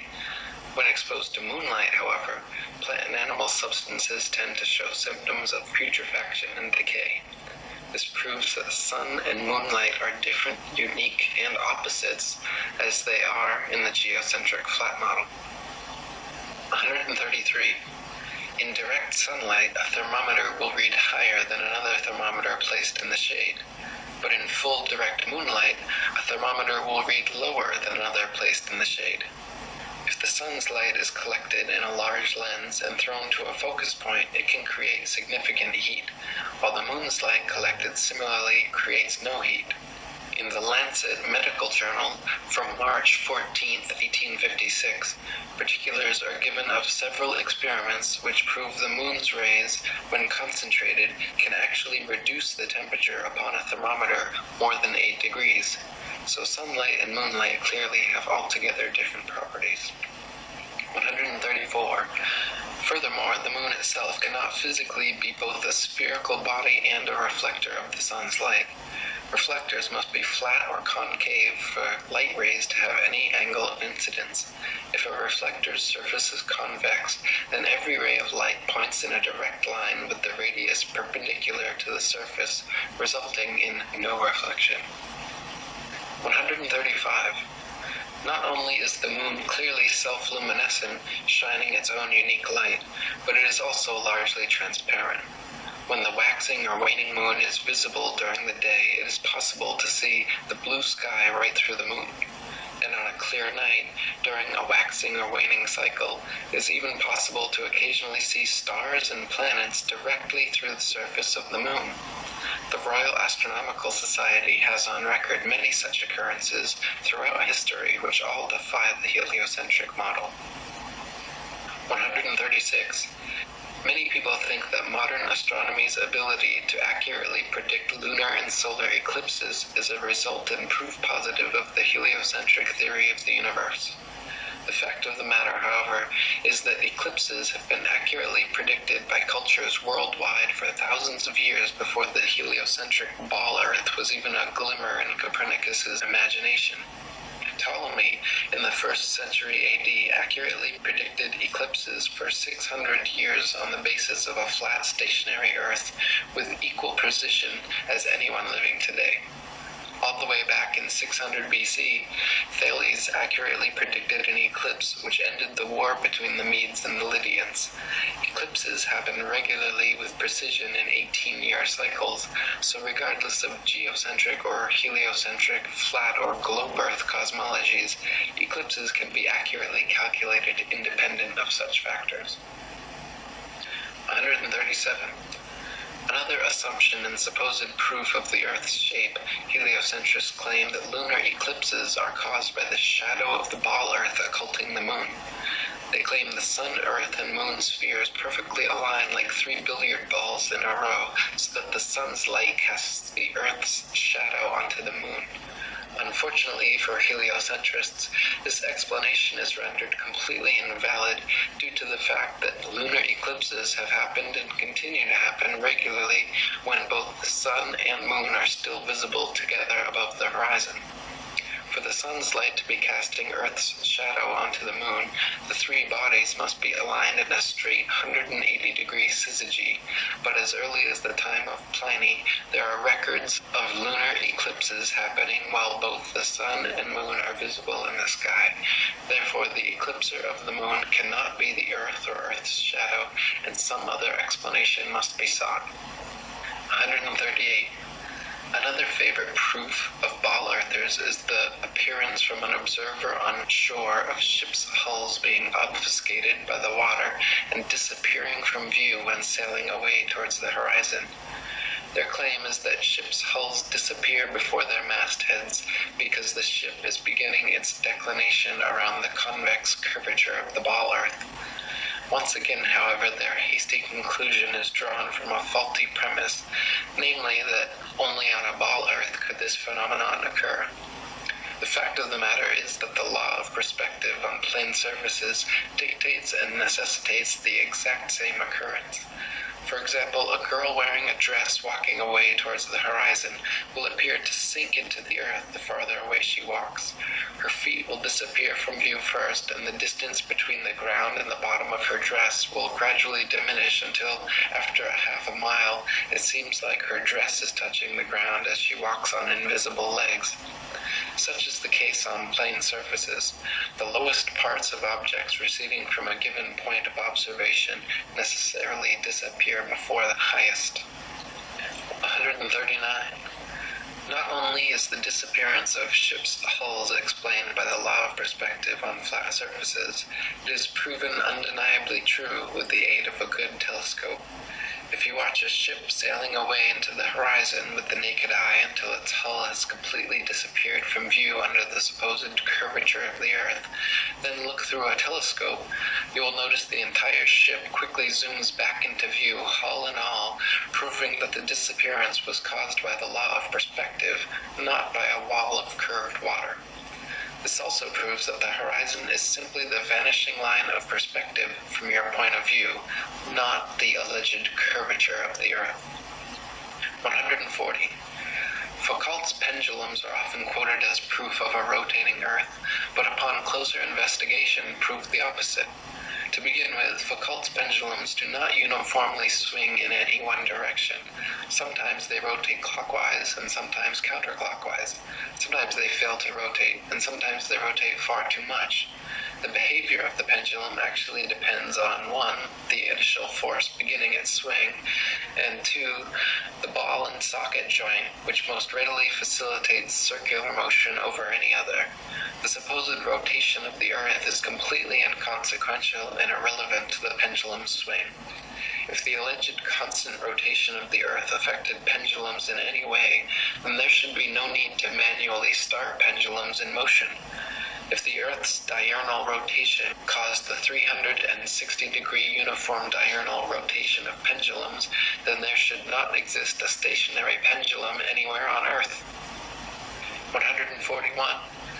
The Coriolis effect is often said to cause sinks in toilet bowls in the northern hemisphere to drain spinning in one direction, while in the southern hemisphere causing them to spin the opposite way, thus providing proof of the spinning ball Earth.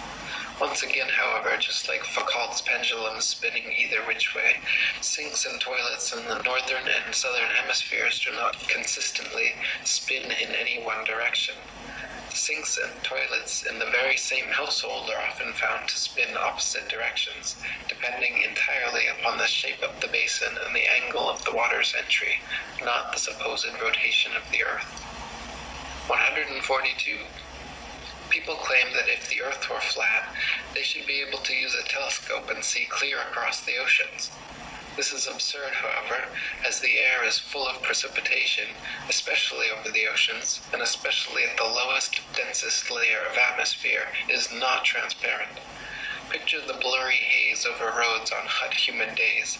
Even the best telescope will blur out long before you could see across an ocean. You can, however, use a telescope to zoom in much more of our flat Earth than would be possible on a ball 25,000 miles in circumference. 143. People claim that if the Earth were flat, with the sun circling over and around us, we should be able to see the sun from everywhere all over the Earth, and there should be daylight even at nighttime. Since the sun is not 93 million miles away, but rather just a few thousand, and shining down like a spotlight, once it is moved significantly far enough away from your location, it becomes invisible beyond the horizon, and daylight slowly fades until it completely disappears. If the sun were 93 million miles away and the Earth a spinning ball, the transition from daylight to night would instead be almost instantaneous as you passed the terminator line. 144.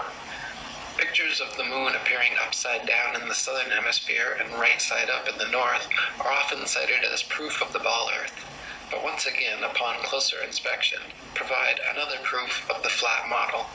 In fact, time-lapse photography shows the moon itself turns clockwise like a wheel as it circles over and around the Earth. You can find pictures of the moon at 360 degrees of various inclination from all over the Earth, simply depending on where and when the picture was taken. 145. Heliocentrists believe the moon is a ball, even though its appearance is clearly that of a flat luminous disk. We only ever see the same one face, albeit at various inclinations, of the moon. Yet it is claimed that there is another dark side of the moon which remains hidden. NASA states the moon spins opposite the spin of the Earth in such a perfectly synchronized way that the motions cancel each other out, so we will conveniently never be able to observe the supposed dark side of the moon outside of their terrible fake CGI images. The fact of the matter is, however, if the moon were a sphere, observers in Antarctica would see a different face from those at the equator, yet they do not, just the same flat face rotated at various degrees. 146. The ball Earth model claims the moon orbits around the Earth once every 28 days, yet it is plain for anyone to see that the moon orbits around the Earth every single day. The moon's orbit is slightly slower than the sun's, but follows the sun's same path from tropic to tropic, solstice to solstice, making a full circle over the Earth in just under 25 hours. 147. The ball Earth model claims the sun is precisely 400 times larger than the moon and 400 times further away from Earth, making them falsely appear exactly the same size. Once again, the ball model asks us to accept as coincidence something that cannot be explained other than by natural design. The sun and moon occupy the same amount of space in the sky and have been measured with sextants to be of equal size and equal distance, so claiming otherwise is against our eyes, experience, experiments, and common sense. 148. Quoting Earth Not a Globe by Samuel Robotham, it is found by observation that the stars come to the meridian about 4 minutes earlier every 24 hours than the sun, taking the solar time as the standard. This makes 120 minutes every 30 days and 24 hours in the year. Hence, all the constellations have passed before or in advance of the sun at that time. This is the simple fact as observed in nature, but the theory of rotundity and motion on axes and in an orbit has no place for it. Visible truth must be ignored because this theory stands in the way and prevents its votaries from understanding it. 149. Throughout thousands of years, the same constellations have remained fixed in their same patterns without moving out of position whatsoever. If the Earth were a big ball spinning around a bigger sun, spinning around a bigger galaxy, shooting off from the biggest bang, as NASA claims, it is impossible that the constellations would remain so fixed. Based on their model, we should, in fact, have an entirely different night sky every single night and never repeat exactly the same star pattern twice. 150. If Earth were a spinning ball, it would be impossible to photograph star trail time lapses turning perfect circles around Polaris anywhere but the North Pole. At all other vantage points, the stars would be seen to travel more or less horizontally across the observer's horizon due to the alleged 1,000-mile-per-hour motion beneath their feet. In reality, however, polarises surrounding stars can always be photographed turning perfect circles around the central star all the way down to the Tropic of Capricorn. 151. If Earth were a spinning ball revolving around the Sun, it would actually be impossible for star trail photos to show perfect circles even at the North Pole. Since the Earth is also allegedly moving 67,000 miles per hour around the Sun moving 500,000 miles per hour around the Milky Way, and the entire galaxy going 67 million miles per hour, these four contradictory motions would make star trail time lapses all show irregular curved lines. 152. In 2003, 3 university geography professors collaborated in an experiment to prove that the state of Kansas is indeed actually flatter than a pancake. Using topographical geodetic surveys covering over 80,000 square miles, it was determined that Kansas has a flatness ratio of 0.9997 over the entire state, while the average pancake, precisely measured using a confocal laser microscope, comes in at 0.957, making Kansas thereby literally flatter than a pancake. 153. Quoting Reverend Thomas Milner's Atlas of Physical Geography, we find that vast areas exhibit a perfectly dead level, scarcely a rise existing through 1,500 miles from the Carpathians to the Urals. South of the Baltic, the country is so flat that a prevailing north wind will drive the waters of the Stettiner Half into the mouth of the Oder and give the river a backwards flow 30 or 40 miles. The plains of Venezuela and New Granada in South America, chiefly on the left of the Orinoco, are termed llanos or level fields. Often, in the space of 270 square miles, the surface does not vary a single foot. The Amazon only falls 12 feet in the last 700 miles of its course.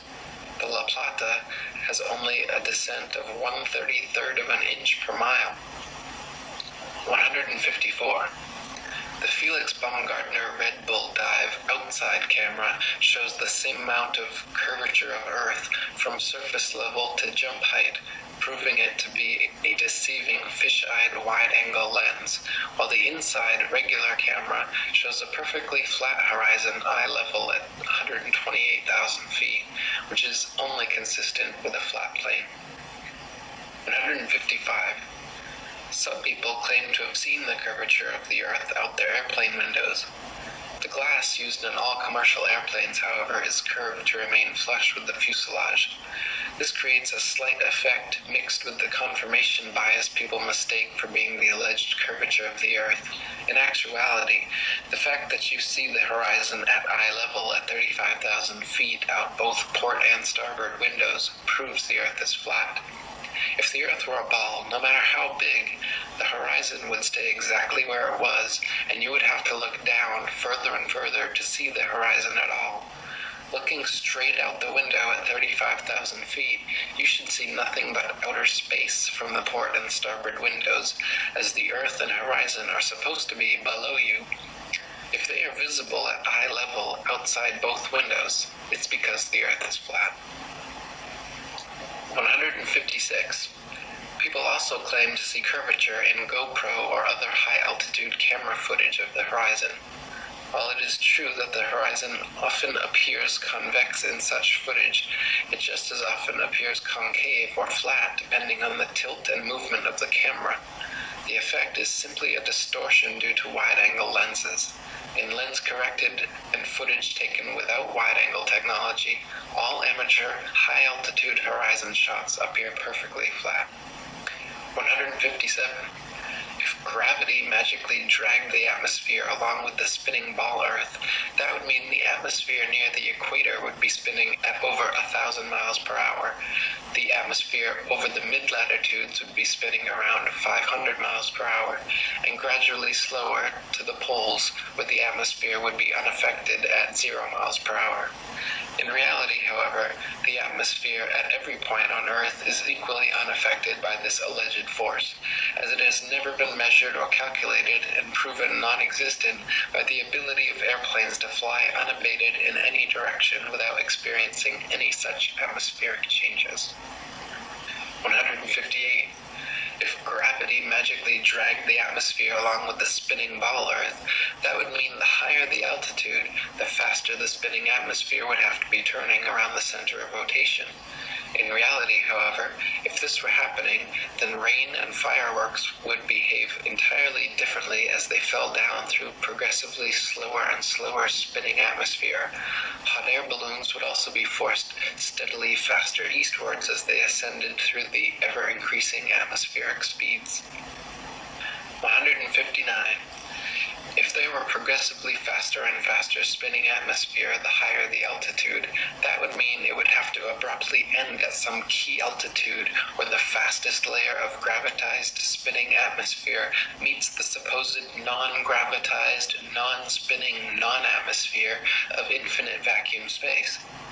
NASA has never even mentioned what altitude this impossible feat allegedly happens, but it is easily philosophically refuted by the simple fact that vacuums cannot exist connected to non-vacuums while maintaining the properties of a vacuum.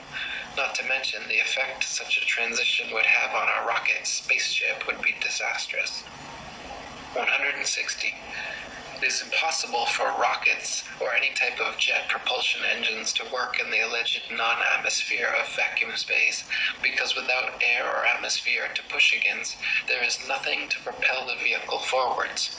Instead, the rockets and shuttles would be sent spinning around their own axis uncontrollably in all directions like a gyroscope. It would be impossible to fly to the moon or go in any direction whatsoever, especially if gravity were real and constantly sucking you towards the closest, densest body. 161. If Earth were really a ball, there would be no reason to use rockets for flying into outer space anyway, because simply flying an airplane straight at any altitude for long enough should and would send you off into outer space. To prevent their airplanes from flying tangent to the ball Earth, pilots would have to constantly course correct downwards, or else within just a few hours, the average commercial airliner traveling 500 miles per hour would find themselves lost in outer space.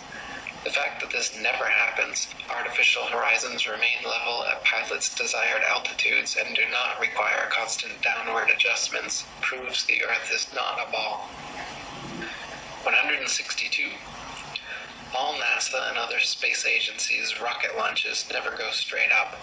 Every rocket forms a parabolic curve, peaks out, and inevitably starts falling back to Earth.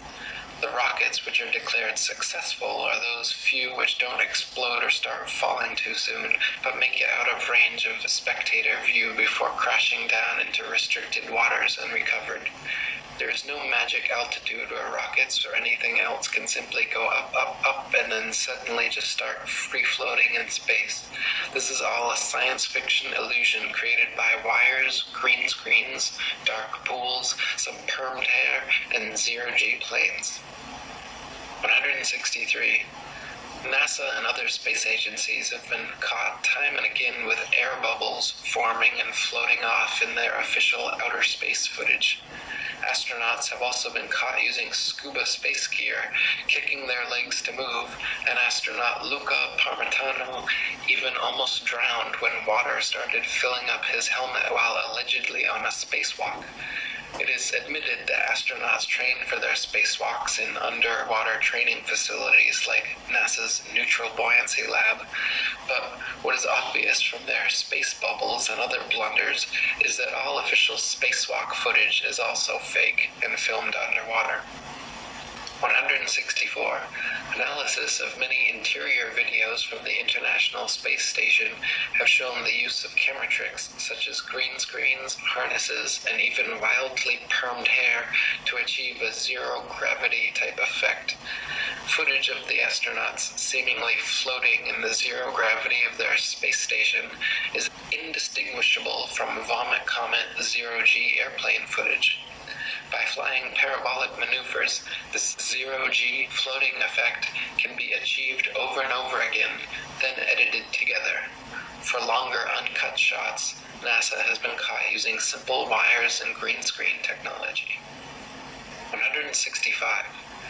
NASA claims one can observe the International Space Station pass by overhead, proving its existence. Yet analysis of the ISS seen through zoom cameras proves it to be some type of hologram or drone, not a physical floating space base. As you can see in my documentary ISS Hoax, when zooming in and out, the ISS dramatically and impossibly changes shape and color, displaying a prismatic rainbow effect until coming into focus, much like an old television turning on and off. 166. The geostationary communications satellite was first created by Freemason science fiction writer Arthur C. Clarke and supposedly became science fact just a decade later. Before this, radio, television, and navigation systems like LORAN and Decca were already well established and worked fine using only ground-based technologies. Nowadays, huge fiber optic cables connect the internet across oceans, gigantic cell towers triangulate GPS signals, and ionospheric propagation allows radio waves to be bounced, all without the aid of the science fiction bestseller known as satellites. 167. Satellites are allegedly floating around in the thermosphere, where temperatures are claimed to be upwards of 4,530 degrees Fahrenheit. The metals used in satellites, however, such as aluminum, gold, and titanium, have melting points of 1,221, 1,948, and 3,034 degrees respectively, all far lower than they could possibly handle. 168. So-called satellite phones have been found to have reception problems in countries like Kazakhstan with very few cell phone towers. If the Earth were a ball with 20,000 plus satellites surrounding, such blackouts should not regularly occur in any rural countryside areas. 169. So-called satellite TV dishes are almost always positioned at a 45-degree angle towards the nearest ground-based repeater tower. If TV antenna were actually picking up signals from satellites 100 plus miles away in space, most TV dishes should be pointing more or less straight up to the sky. The fact that satellite dishes are never pointing straight up and almost always positioned at a 45-degree angle proves they are picking up ground-based tower signals and not outer space satellites. 170. People even claim to see satellites with their naked eyes, but this is ridiculous considering they are smaller than a bus and allegedly 100 plus miles away. It is impossible to see anything so small that far away. Even using telescopes, no one claims to discern the shape of satellites, but rather describes seeing passing moving lights, which could easily be any number of things, from airplanes to drones to shooting stars or other unidentified flying objects. 171. NASA claims there are upwards of 20,000 satellites floating around Earth's upper atmosphere, sending us radio, television, GPS, and taking pictures of the planet. All these supposed satellite pictures, however, are admittedly composite images edited in Photoshop. They claim to receive ribbons of imagery from satellites, which must then be spliced together to create composite images of the Earth, all of which are clearly CGI and not photographs. If Earth were truly a ball with 20,000 satellites orbiting, it would be a simple matter to mount a camera and take some real photographs. The fact that no real satellite photographs of the supposed ball Earth exist in favor of NASA's ribbons of composite CG imagery is further proof that we are not being told the truth. 172. If you pick any cloud in the sky and watch for several minutes, two things will happen. The clouds will move and they will morph, gradually changing shape. In official NASA footage of the spinning ball Earth, such as the Galileo time-lapse video, however, Clouds are constantly shown for 24 plus hours at a time and not moving or morphing whatsoever. This is completely impossible. Further proof that NASA produces fake CGI videos and further evidence that Earth is not a spinning ball. 173. NASA has several alleged photographs of the ball Earth which show several exact duplicate cloud patterns. The likelihood of having 2 or 3 clouds of the exact same shape in the same picture is as likely as finding 2 or 3 people with the exact same fingerprints. In fact, it is a solid proof that the clouds were copied and pasted in a computer program and that such pictures showing a ball-shaped Earth are fakes. 174. NASA graphics artists have placed things like faces, dragons, and even the word sex into cloud patterns over their various ball Earth pictures. Their recent 2015 Pluto pictures even clearly have a picture of Disney's Pluto the dog layered into the background.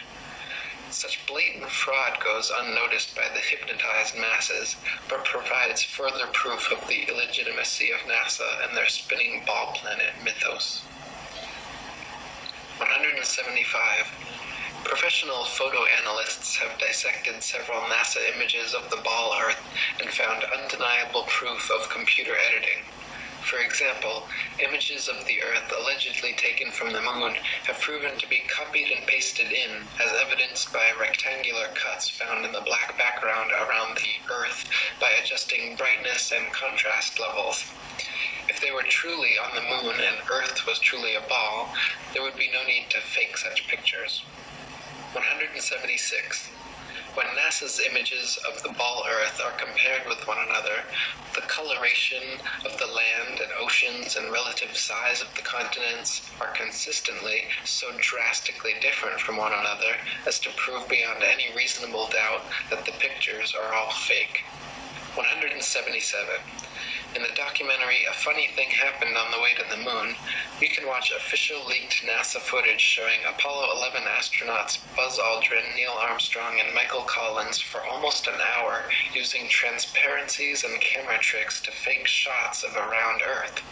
They communicate over audio with Control in Houston about how to accurately stage the shot, and someone keeps prompting them on how to effectively manipulate the camera to achieve the desired effect. First, they blacked out all the windows except for a downward-facing circular one, which they aimed the camera towards from several feet away. This created the illusion of a ball-shaped Earth surrounded by the blackness of space, when in fact it was simply a round window in their dark cabin. Neil Armstrong claimed at this point to be 130,000 miles from the Earth, halfway to the Moon. But when camera tricks were finished, the viewer could see for themselves the astronauts were not more than a couple dozen miles above the Earth's surface, likely flying in a high-altitude plane. 178. People claim Google Earth somehow proves the ball model without realizing that Google Earth is simply a composite program of images taken from high-altitude planes and street-level car cameras superimposed onto a CGI model of a ball Earth.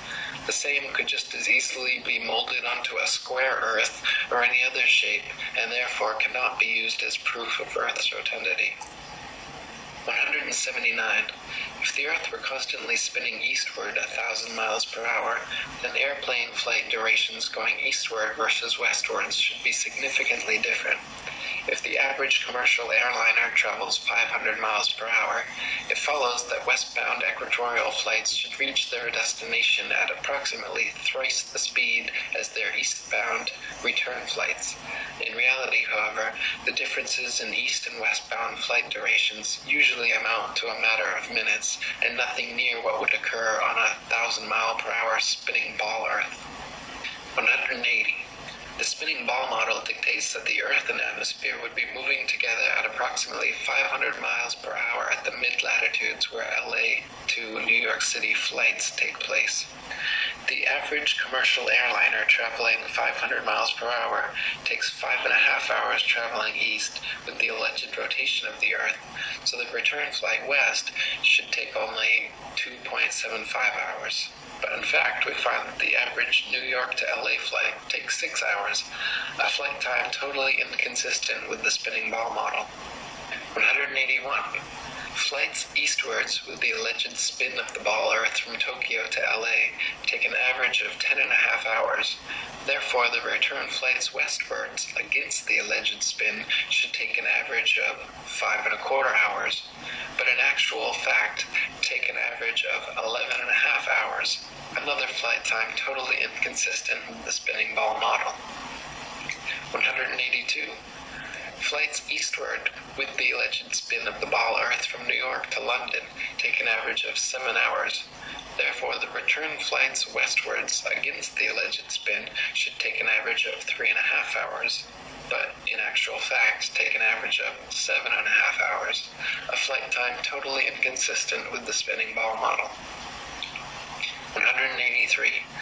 Flights eastward from Chicago to Boston with the alleged spin of the ball Earth take an average of 2.25 hours. Therefore, the return flights westwards against the alleged spin should take an average of just over an hour, but in actual fact take an average of 2.75 hours. Once again, completely inconsistent with the spinning ball model.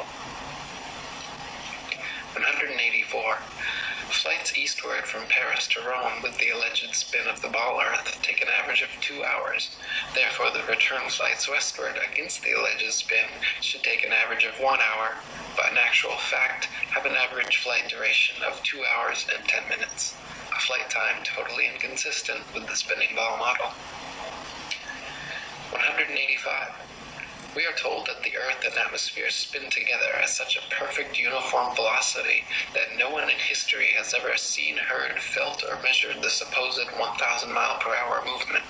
This is then often compared to traveling in a car at uniform velocity, where we only feel the movement during acceleration or deceleration. In reality, however, even with eyes closed, windows up, over smooth tar in a luxury car at a mere uniform 50 miles per hour, the movement absolutely can be felt. At 20 times this speed, Earth's imaginary 1,000 mile per hour spin would most certainly be noticeable, felt, seen, and heard by all. 186. People sensitive to motion sickness feel distinct unease and physical discomfort from motion as slight as an elevator or train ride. This means that the 1,000 mile per hour alleged uniform spin of the Earth has no effect on such people, but add an extra 50 miles per hour uniform velocity of a car and their stomach starts turning knots. The idea that motion sickness is nowhere apparent in anyone at 1,000 miles per hour, but suddenly comes about at 1,050 miles per hour is ridiculous and proves the Earth is not in motion whatsoever. 187. The second law of thermodynamics, otherwise known as the law of entropy, along with the fundamental principles of friction and resistance, determine the impossibility of Earth being a uniformly spinning ball. Over time, the spinning ball Earth would experience measurable amounts of drag, constantly slowing the spin and lengthening the amount of hours per day. As not the slightest such change has ever been observed in all of recorded history, it is absurd to assume the Earth has ever moved an inch. 188. Over the years, NASA has twice changed their story regarding the shape of the Earth. At first, they maintained Earth was a perfect sphere, which later changed to an oblate spheroid flattened at the poles, and then changed again to being pear-shaped, as the southern hemisphere allegedly bulges out as well. Unfortunately for NASA, however, none of their official pictures show an oblate spheroid or pear-shaped Earth. All their pictures, contrary to their words, show a spherical and clearly CGI fake Earth. 189. The Bible, Quran, Srimad Bhagavatam, and many other holy books describe and purport the existence of a geocentric stationary flat Earth. For example, 1 Chronicles 16:30 and Psalm 96:10 both read, "He has fixed the earth firm, immovable." And Psalm 93:1 says, "The world also is established, that it cannot be moved." The Bible also repeatedly affirms that the earth is outstretched as a plane, with the outstretched heavens everywhere above, not all around, giving a scriptural proof the earth is not a spinning ball. 190. Culture cultures the world over throughout history have all described and purported the existence of a geocentric stationary flat Earth. Egyptians, Indians, Mayans, Chinese, Native Americans, and literally every ancient civilization on Earth had a geocentric flat Earth cosmology. Before Pythagoras, the idea of a spinning ball Earth was non-existent, and even after Pythagoras, it remained an obscure minority view until 2,000 years later when Copernicus began reviving the heliocentric theory. 191. From Pythagoras to Copernicus, Galileo and Newton to modern astronauts like Aldrin Armstrong and Collins to Director of NASA and Grand Commander of the 33rd Degree, C. Fred Kleineknecht, the founding fathers of the spinning ball mythos have all been Freemasons. The fact that so many members of this, the largest and oldest secret society in existence, have all been co-conspirators bringing about this literal planetary revolution is beyond the possibility of coincidence and provides proof of organized collusion in creating and maintaining this multi-generational deception. 192. Quoting Terra Firma by David Wardlaw Scott, the system of the universe as taught by modern astronomers being founded entirely on theory, for the truth of which they are unable to advance one single real proof, they have entrenched themselves in a conspiracy of silence and decline to answer any objections which may be made to their hypothesis. Copernicus himself, who revived the theory of the heathen philosopher Pythagoras and his great exponent Sir Isaac Newton, confessed that their system of a revolving earth was only a possibility and could not be proved by facts.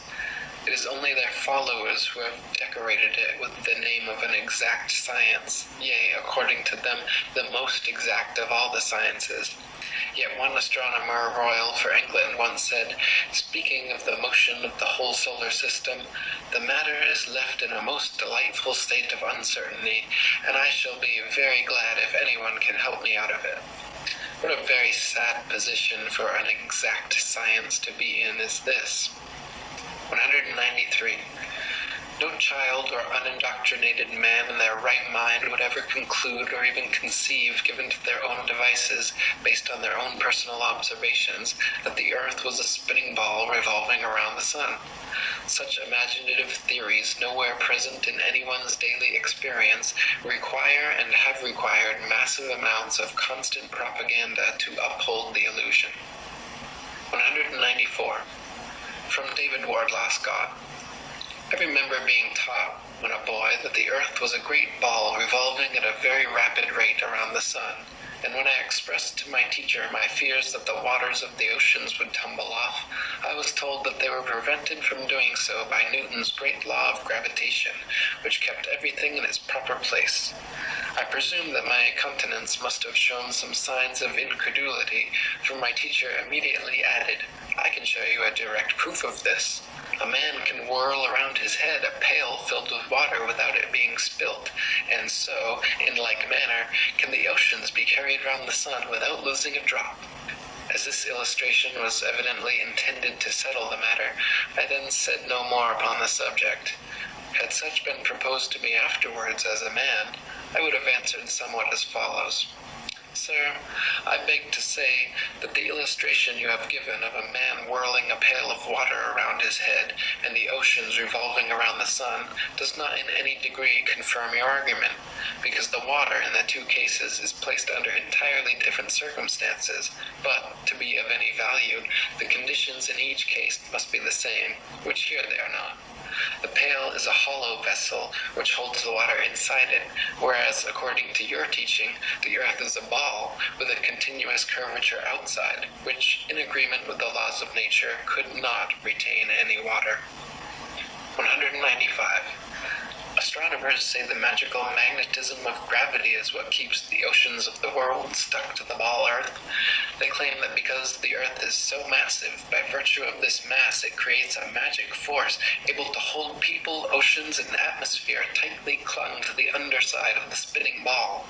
Unfortunately, however, they cannot provide any practical example of this on a scale smaller than the planetary. A spinning wet tennis ball, for instance, has the exact opposite effect of the supposed ball Earth. Any water water poured over it simply falls off the sides, and giving it a spin results in water flying off 360 degrees like a dog shaking off after a bath. Astronomers concede the wet tennis ball example displays the opposite effect of their supposed ball Earth, but claim that at some unknown mass, the magic adhesive properties of gravity suddenly kick in, allowing the spinning wet tennis ball Earth to keep every drop of gravitized water stuck to the surface. When such an unproven theory goes against all experiments, experience, and common sense, it is high time to drop the theory. 196. Quoting Marshall Hall. In short, the sun, moon, and stars are actually doing precisely what everyone throughout all of history has seen them do. We do not believe what our eyes tell us because we've been taught a counterfeit system which demands that we believe what has never been confirmed by observation or experiment. That counterfeit system demands that the Earth rotate on an axis every 24 hours at a speed of over 1,000 miles per hour at the equator.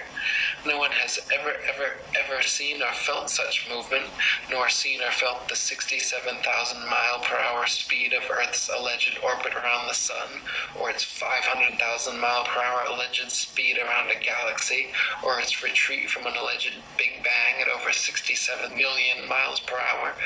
Remember, no experiment has ever shown the Earth to be moving. Add to that the fact that the alleged rotational speed we've all been taught as scientific fact must decrease every inch or mile one goes north or south of the equator, and it becomes readily apparent that such things as accurate aerial bombing in World War II down a chimney from 25,000 feet with a plane going any direction at high speed would have been impossible if calculated on an Earth moving below at several hundred miles per hour and constantly changing with the latitude. 197. Some people claim there is no motive for such a grand-scale deception and that flat or ball makes no difference. By removing Earth from the motionless center of the universe, these Masons have moved us physically and metaphysically from a place of supreme importance to one of complete nihilistic indifference.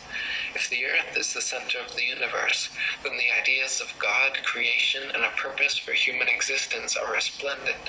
But if the Earth is just one of billions of planets revolving around billions of stars and billions of galaxies, then the ideas of God, creation, and a specific purpose for Earth and human existence become highly implausible. By surreptitiously indoctrinating us into their scientific materialist sun worship, not only do we lose faith in anything beyond the material, we gain absolute faith in materiality, superficiality, status, selfishness, hedonism, and consumerism. If there's no God and everyone's just an accident, then all that really matters is me, me, me. They've turned Madonna, the mother of God, into a material girl living in a material world. They're rich, powerful corporations with slick sun cult logos sell us idols to worship, slowly taking over the world while we tacitly believe their science, vote for their politicians, buy their products, listen to their music, and watch their movies, sacrificing our souls at the altars of materialism. To quote Morris Klein, the heliocentric theory, by putting the sun at the center of the universe, made man appear to be just one of a possible host of wanderers drifting through a cold sky. It seemed less likely that he was born to live gloriously and to attain paradise upon his death. Less likely, too, was it that he was the object of God's ministrations. 198. Some say that the idea of an intergenerational worldwide conspiracy to delude the masses sounds implausible or unrealistic. But these people need only familiarize themselves with the works and writings of Freemasons themselves. For example, John Robeson, who exposed this in his 1798 book, Proofs of a Conspiracy Against All the Religions and Governments of Europe, carried out in the secret meetings of the Freemasons, Illuminati, and reading societies. Supreme Commander of the 33rd Degree, Albert Pike, was quite forthcoming in several letters regarding the Masons' ultimate goal of world domination, and the Zionist Protocols of the Learned Elders of Zion, the exact plan by which this would be and has been carried out, is completely disclosed. 199. from Foundations of Many Generations by E.S. Genie. The only thing the fable of the revolving earth has done, it has shown the terrible power of a lie. A lie has the power to make a man a mental slave so that he dares not back the evidence of his own senses. To deny the plain and obvious movement of the sun he sees before him, when he feels himself standing on an earth utterly devoid of motion, at the suggestion of someone else, he's prepared to accept that he's spinning furiously around. When he sees a bird flying and gaining over the ground, he's prepared to believe that the ground is really traveling a great number of times faster than the bird. Finally, in order to uphold the imagination of a madman, he is prepared to accuse his maker of forming for him a sensiferous lie. 200. Finally, from Dr. Robotham. Thus we see that this Newtonian philosophy is devoid of consistency. Its details are the result of an entire violation of the laws of legitimate reasoning, and all its premises are assumed. It is, in fact, nothing more than an assumption upon assumption, and the conclusions derived therefrom willfully considered as things proved, and to be employed as truths to substantiate the first and fundamental assumptions. Such a juggle and jumble of fancies and falsehoods, extended and intensified as in theoretical astronomy, is calculated to make the unprejudiced inquirer revolt with horror from the terrible conjuration which has been practiced upon him, to sternly resolve to resist its further progress, to endeavor to overthrow the entire edifice, and to bury in its ruins the false honors which have been associated with its fabricators, and which still attached to its devotees. For the learning, the patience, the perseverance and devotion for which they have ever been examples, honor and applause need not be withheld. But their false reasoning, the advantages they have taken of the general ignorance of mankind in respect to astronomical subjects, and the unfounded theories they have advanced and defended, cannot be otherwise than